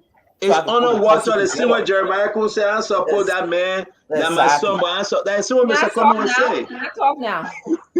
So, Jesse, what are you sorry for? What are you sorry for? Mr. Jerry and my man. Yeah. Listen to my words. I'll hold my words. Go ahead. The reason why they want to turn the conversation around because you need a party, new building. Remember that new building that we saw? It says Rescue Center on it. Mm-hmm. That building is in trouble again. They are facing eviction. So you want to change the thing now? We will focus on this instead of focusing on Unity Party and the. But Richardson, you were clapping. You were just clapping and say, "Hey, the man in our corner." Then you want push the man away after the man said that Cummings is supporting him. I never heard him say Cummings is supporting him on this show. What did he say? He said that Anthony is calling. Hello. Thank you. ANC has Kennedy in the district. Wait, Anthony, hello? The man's back. No, we're not hearing him too clearly though. We're not hearing him. Can you hear him? You don't hang the man up. Anthony, please call my phone. I will amen. You did that intentionally. Anthony, I beg you for. ANC Kennedy, man. ANC Kennedy. The best food I clever, man. And now I like the show. I like the moderate. Look at Harry Pitt. It must say like ANC Kennedy. And you see, look at this person. But he is from ANC. Sapphire. But I don't worry about the building and coming to time to take them out of. Worry about ANC. But it's okay. But it's okay, Dr. Richardson. The man from ANC, we understand. Let's go. Let's end the show. Gentlemen, thank you very much. A wonderful program. And we'll see you guys tomorrow by God's grace. Thank you. Sir. Yes, Thank sir. you very much. Bye-bye. Okay, bye-bye. Dama and Nelson, you come on now.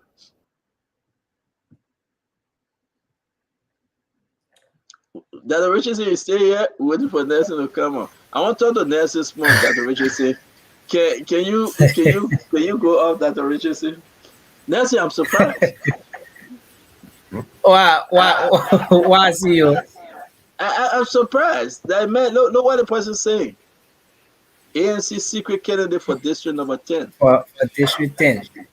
Yeah, and Dr. Richardson don't want to accept it. She doesn't. She doesn't want to accept it. Dr. Richardson will soon come back.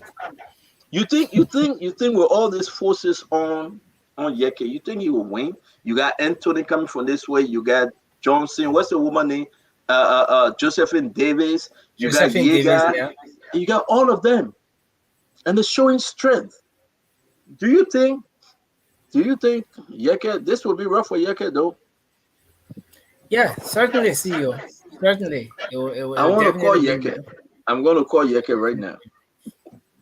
I'm going to call Yeke that ANC sent a candidate against him. I'm going to call Yeke right now. Hold on 1 minute. Let me call Yeke and say ANC sent a candidate to run against him. I mean, I'm surprised. Even ANC? I didn't know that ANC was going to do this, though. Yeah, because the lawmaker has been a very strong supporter of the ANC, though at some point in time he left the ANC, but now he's openly supporting all of the guys. Let me say this to you, Dama and Nelson. Why the people getting fed? That is phone talk. We talk about the other people that laugh. We're talking about them getting vexed. Why? The people that get thick skin. I'm calling Yeke. Yeke got to answer. I'm going to even call him direct. Hold on 1 minute. Let me call him. Let me call Yeke direct. I'm very much surprised. I hope that we can. Let me call Yeke on his Dubai number. But in the midst of everything, the lawmaker has a very strong support base in the district as well. Yeah, he does. Yes. He has a very strong support base. Yes, he does. You know what I also learned though? I want us to discuss this rescue home. I heard there's a lot of trouble beyond the rescue home. What are you hearing? Yeah. Okay. What are you hearing? The rescue home. What's the trouble behind it? It's like I'm muted. No, you're not. I'm hearing you. You good? Okay. You're good. Okay. Yeah. Okay. Yeah. So you were talking about the rescue home? Yeah. There's the Unity Party rescue home. That the Richardson coming back. I told you that the Richardson are coming back. Why are you coming back? That's what they call this rescue home. Yeah, but what happened with the rescue home? What's going on with the rescue home? Yeah, let's send Nelson there. First of all, we need to find out who owned the building. Who owned the building? Nelson, do you know? No, not yet. I know who owned the building. I also heard people telling me that that building is owned by Nancy Doe. Dama, can you hear us? Do you know who owned the rescue home? The new building at CDC, UP saying that that's the rescue center. Do you know who owned that building? The Damo having connection problem. Damo know that he won't sleep bad way. And Do you the know point who own the before building? I leave, because I gotta go. The point I'm trying to make is this. See you can hear me? Yes. You good. Okay. If it is true that the paperwork for the rescue center was not properly vetted for them to rent that building, then we are seeing a pattern of financial mismanagement. This is the people, the Unity Party, JNB, and Jeremiah Kuhn, that we want to give our country to manage our budget when they can't even manage renting an office. So that's why I came back for to put my last words in for that rescue center. So, what do you know about the rescue center? I told you, I've been hearing stuff. I was trying to get the real story, but we can send some of our guys there to check. I know you won't do it because, No, I want them to go there tomorrow. Seriously. I want them to go there tomorrow. Damo, can you please go do live from there? Actually, what I heard about the building is an old building, the old immigration center, correct? They were the last tenants in that building. The immigration service was the last tenants in that particular building prior to the Unity Party folks renovating and painting the building. And I also heard that building was one of nested door building.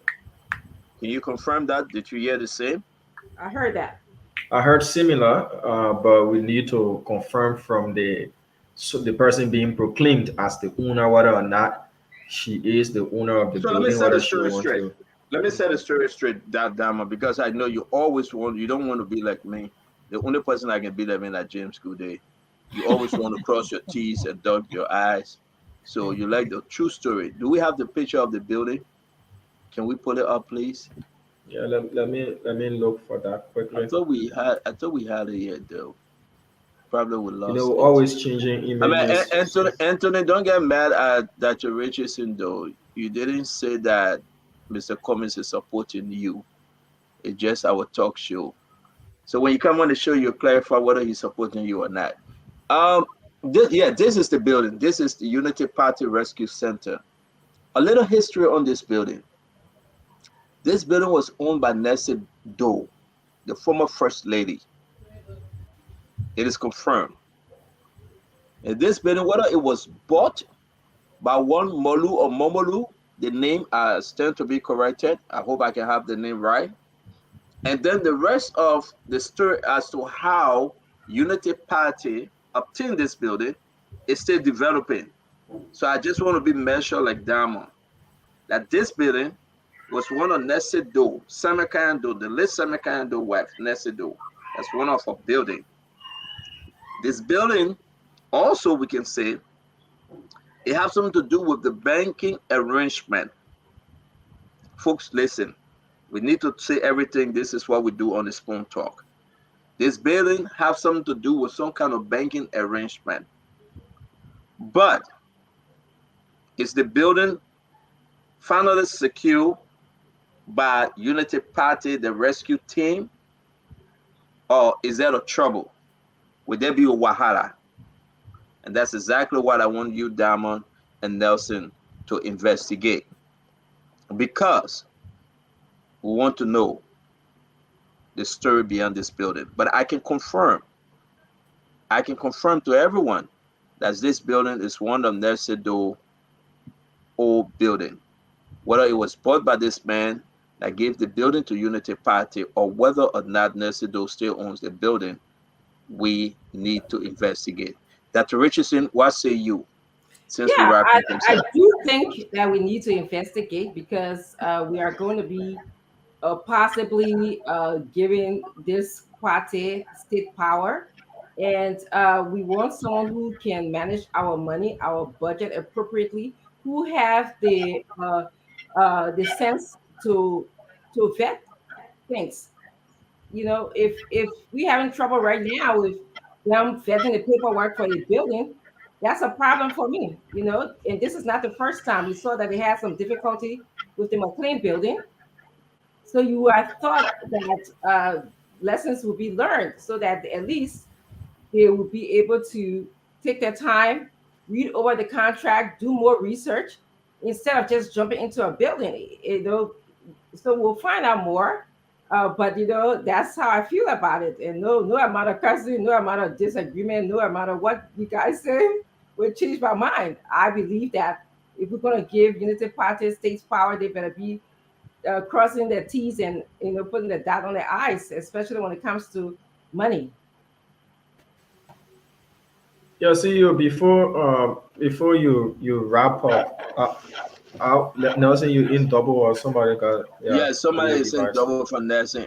But let me say this: I just got the man name. The man name is Mole Kamara, the man that leads this building, and I know Dama you'll follow through with this. His name is Mole Kamara. But the question is it Nesedo building? Is it still her building? And what's the issue with the bank? Which bank? LBDR Bank.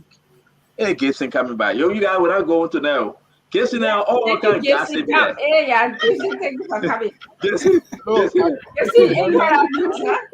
I came out for a reason.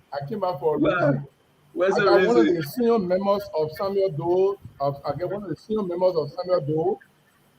I got one of the senior members of the Samuel Doe family on the line. They're not willing to come on.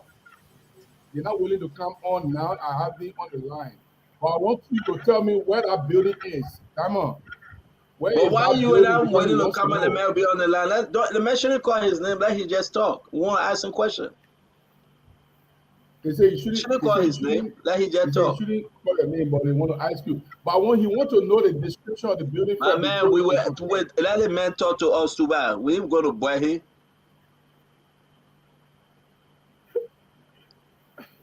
My man, what you do? You what you say? I'm gonna put you on. Don't call your name.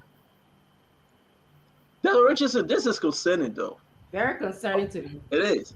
That building. Go ahead. Okay, I said, look, he trying to know where the building is so he can give an accurate answer. You want to ask them a question if you have? The building is around Bangestown. I remember lead that man. That man, I won't come on the show. He won't come on the show. He's on now. But let him talk to us. Bangestown? Yeah, it's around Bangestown. Why are you afraid? We still waiting for him to answer. I think he's hearing you people. Does your mother have any building around Bangestown? She had. He's speaking. So my friend, there's a building around So, okay, yeah. All right, so a couple of years ago. Yeah, I just want him to understand there's a building that we are talking about. The building around Bangestown. It is confirmed the building was for Nessa Doe. Did she sell the building? And who did she sell the building to?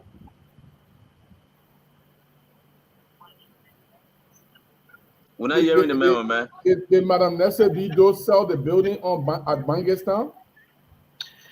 Yes, she did. She sold it who to did she sell it to? No. Just say who. Immigration was there. Fine. Yeah, the immigration was there, yes. So the building was the building sold to one Male Kamara? What? Was the building sold to one Male Kamara? No, I'm not sure who it was. Not sure who bought the building. Oh, but you can confirm that building was sold. So it is true that the building was sold. Now, Dr. Richardson, what's your problem? You have any further questions? I appreciate it. My problem is, again, we need to know who the building was sold to. Was there a proper paperwork in terms Why are you digging me? I know, guess you don't run that. You don't run that. You bring message to son. Don't run. Why are you asking about proper paperwork? The message the building was sold. Case finished. I just wanted to clarify for you. Well, case is not finished for me. So I heard that there is a problem with the paperwork regarding the building. That's what I heard. That's what my source told me yesterday when they called me. I didn't want to say this. I was trying to get more information, but since you wanted to talk about ANC today, I said I would bring it up.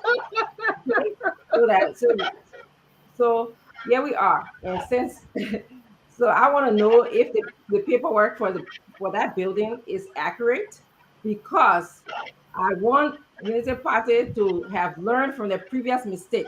Okay, they went and took a building that was above their head. They couldn't pay for it.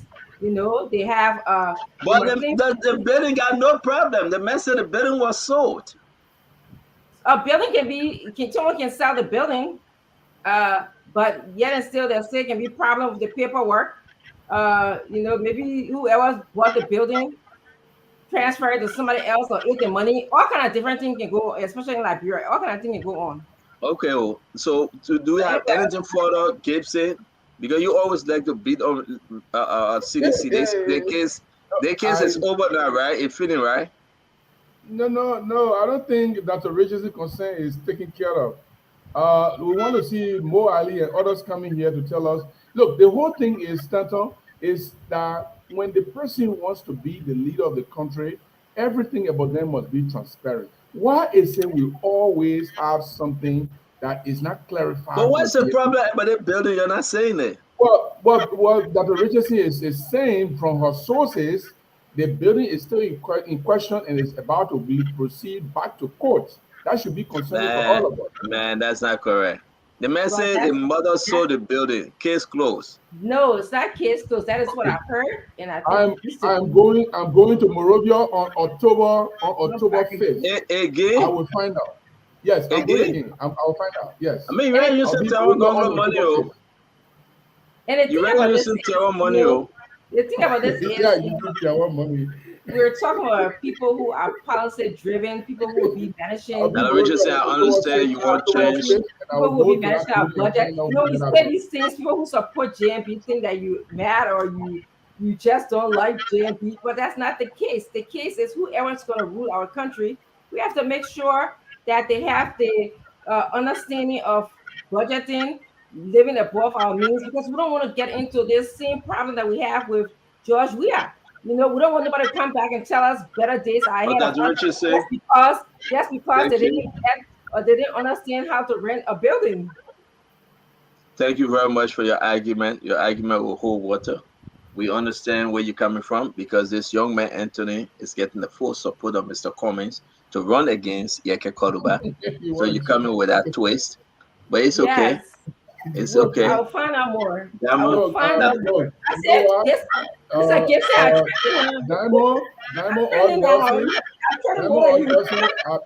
If you meet your approval, let Damo or Nessie go on a mission from now until Friday.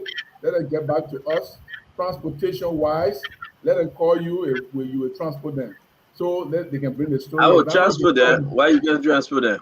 You want a mission, you want the proceeds of the mission, then you say, so you wanted to give 1,000 to somebody just to run campaign. To run campaign, but you don't want to sponsor an investigation, but you want to give somebody 1,000 because the president is running against Yeke. You are willing and ready to. It looks arrogant. You see the Gongo people how they can behave. I said, Damo or Nelson should call me. Why do they call me if Nelson is not going to transfer? But anyway, Gibson, I know you would do it because that you get it. Even after the show, right now you can call me and Gibson. So the CEO is going to handle that. No. It's okay. Gibson can tell me. Let's do it right now. Send the information to Gibson, Damo. You got to tell us more about the two things you guys got to do. Yes. You got to go on that bombing highway and that water that way they face the rain. Not correct. Right, I saw the video today, Gibson, which was horrible. July 26th, the city was nasty. The city was nasty, bad way. So you got to go investigate, and Gibson will provide the resources for you guys. Thank you very much, Mr. Gibson.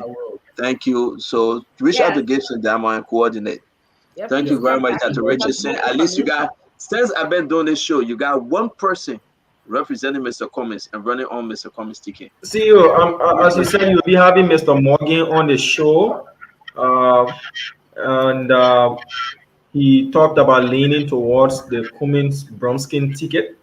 Yeah, and I'm sure you do your due diligence. But I've interacted with Mr. Morgan, not personally, but we've interacted on the phone. I've been to his compound, and as of the last time I was there, he had a CDC banner up in his yard with his portrait on it. Yes. And as of the 2nd of April, He was wearing CDC T-shirt parading the principal streets of Monrovia. So the question was, and the question that I still have got to ask, I listened to him criticize the WIA-led government for misleading the country for 6 years. So from April to now, when did he realize that 6 years of the WIA government failed Liberia? So when you have that conversation with him, I want you to kind of ask him that question. Is it born out of the fact that he was not the CDC candidate for that district, that now he realized that the CDC failed Liberia for 6 years? Or when did he join ANC? When did he so join Mr. ANC? Morgan can answer that question.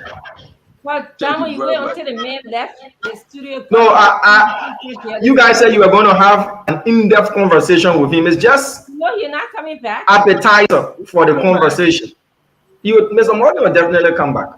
But anyway, tomorrow I look forward to you guys going to go do an investigation on the building so we can know how responsible that the Unity Party is, and if when they take power, they're not going to mismanage our money. They're not going to squander opportunity, because how squandering opportunity can start. It starts, by not getting a building properly before you rent it.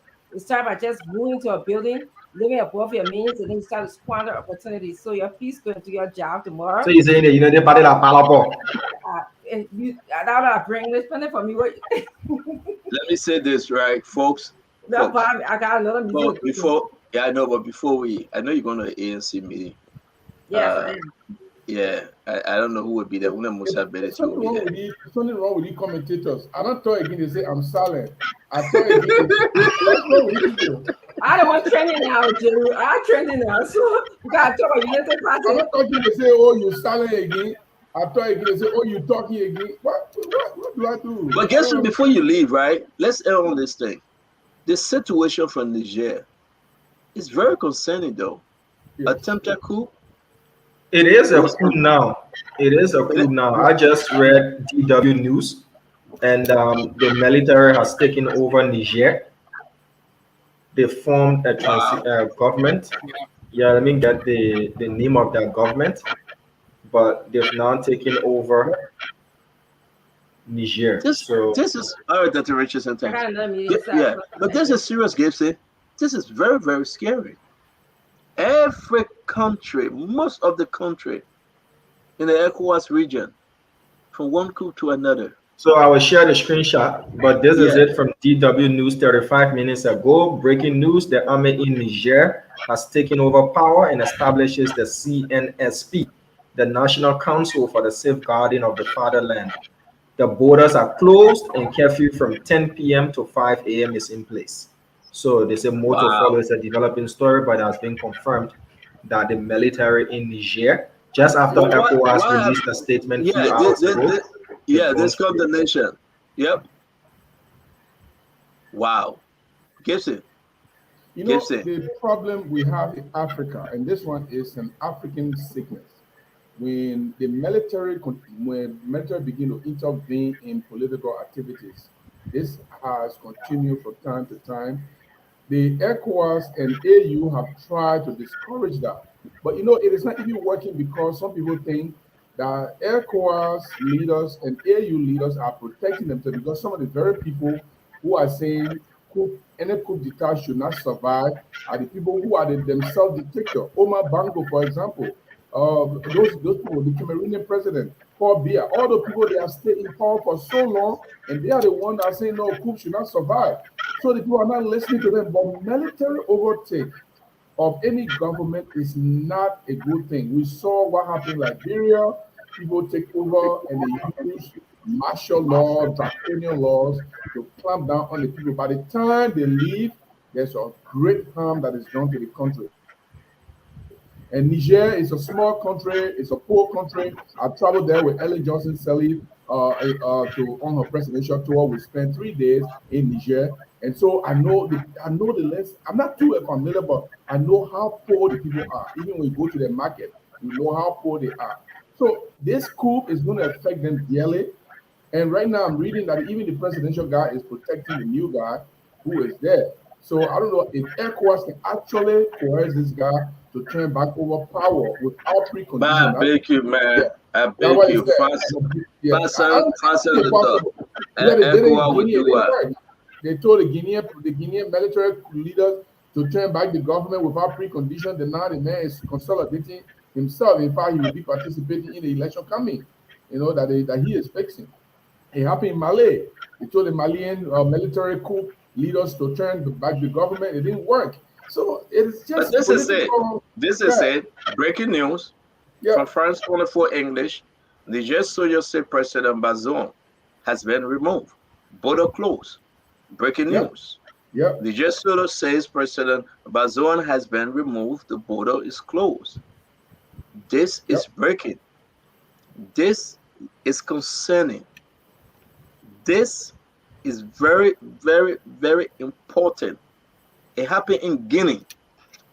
We just heard recently that the president of Guinea was saying no American should be in his country.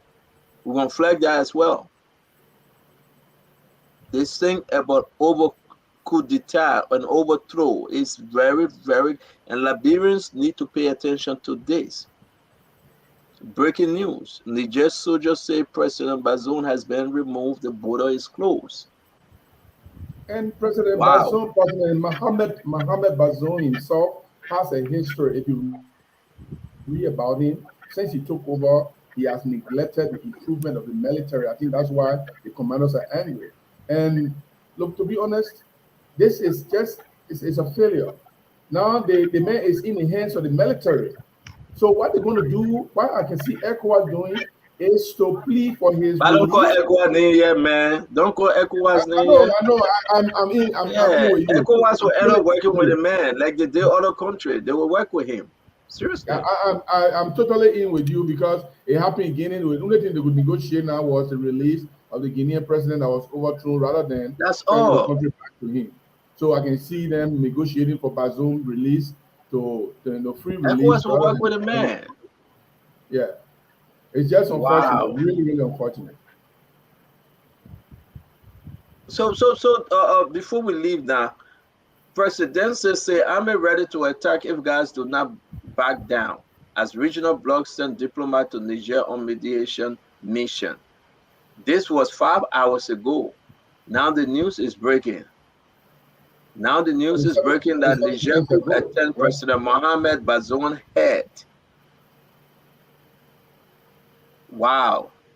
The guard in Niger have seized President Mohamed Bazoum and blockaded his residence, as well as key ministries. The African Union, the United Nations, the EU, and the United States have all condemned their action. President Bazoum is a key Western ally in the fight against Islamic militants in West Africa. Crowds in the capital, Niamey, have taken to the street in support of the president. The city has been mostly peaceful, although soldiers beyond the coup attempt fire shot in an attempt to break up the protests. Early on Wednesday, the president's office tweeted that the guards unsuccessfully tried to get support from the military in the anti-republican effort. One unnamed source told AFP the move was a fit of temper by troops. Now, most recently, the news that came up, the Niger soldier turned against him, and they saying that they have removed him. Let me say this to you before we leave, though. I think he was depending on the soldiers. Gibson, he was depending on the soldiers, but when the soldiers turned their back, he had no other place to go. Yes. Look, I'm not a fan of military coup d'etat. It is not everywhere. Military coup d'etat, 1% or 2% have been very successful, the like of Jerry Rawlings. But a lot of them veer into misrule, veer into dictatorial tyrannism. So I am not a fan. But what is happening, if you read about the Nigerian President Bazoum, he neglected the military and he wants to fight against Islamic. So I don't know what is the dynamic approach there. You want to fight against Islamic fundamentalism, but at the same time your military They are complaining about incentives, and so all of this put together. No, those people that are in the street. I'm told. I think I was reading somewhere to say about 400 or 500 people demonstrating in the street. They are insignificant. In fact, the people have started firing warning shot against them. They will definitely go down in their shell, and then this coup is going to survive. Yes, ECOWAS is not going to do anything about it. They're not AU not going to do anything about it. The only thing they're going to do is to they negotiate a release of the president. And once they release it, then they ask them to give a timetable for election. And then when that timetable reaches, they can send it off. They can carry forward like it happened in Guinea. About Malay, they don't even care. The Malay coup leader don't even care. They overthrow them. Another person overthrow. So they all know we came to rescue. We are not the one who overthrew the president. All kinds of problems. So thank you very much, folks. We have to go down. If you guys have nothing to say, respond to my message in the chat room. Yeah, I got your message. Just send it to me. I'll send it to them. I think Dama got a message too. He's in the chat room. But Nelson, thank you. Dama, thank you. You'll bring us some story tomorrow. You'll get on the street and also those stories that we can have an interesting program. You have a wonderful evening, folks. Thanks a lot. Yeah. Thank you. Good night. Yeah. I mean, no show tonight, Nelson. No show tonight. Let's keep it. I'm music to your ears. The Liberian people coming protest for that show. No problem. We'll do it tomorrow. I try to do it 3 days a week. That's the best thing. 3 days a week. See, you need to rest. You know when I woke up this morning, 11 o'clock. Yeah, well, it's been happening to me. Yeah, so we'll try to do it. But you know what? Even if you don't want to fill in, you can fill in. You're pretty sure, no problem. But 3 days a week. Okay. Yeah, 3 days a week is okay for me. I don't want to be waking up to 11 a.m. You see my face? It's hard, man. I'm tired. All right, folks. Thank you. All right. Okay. Okay. See you.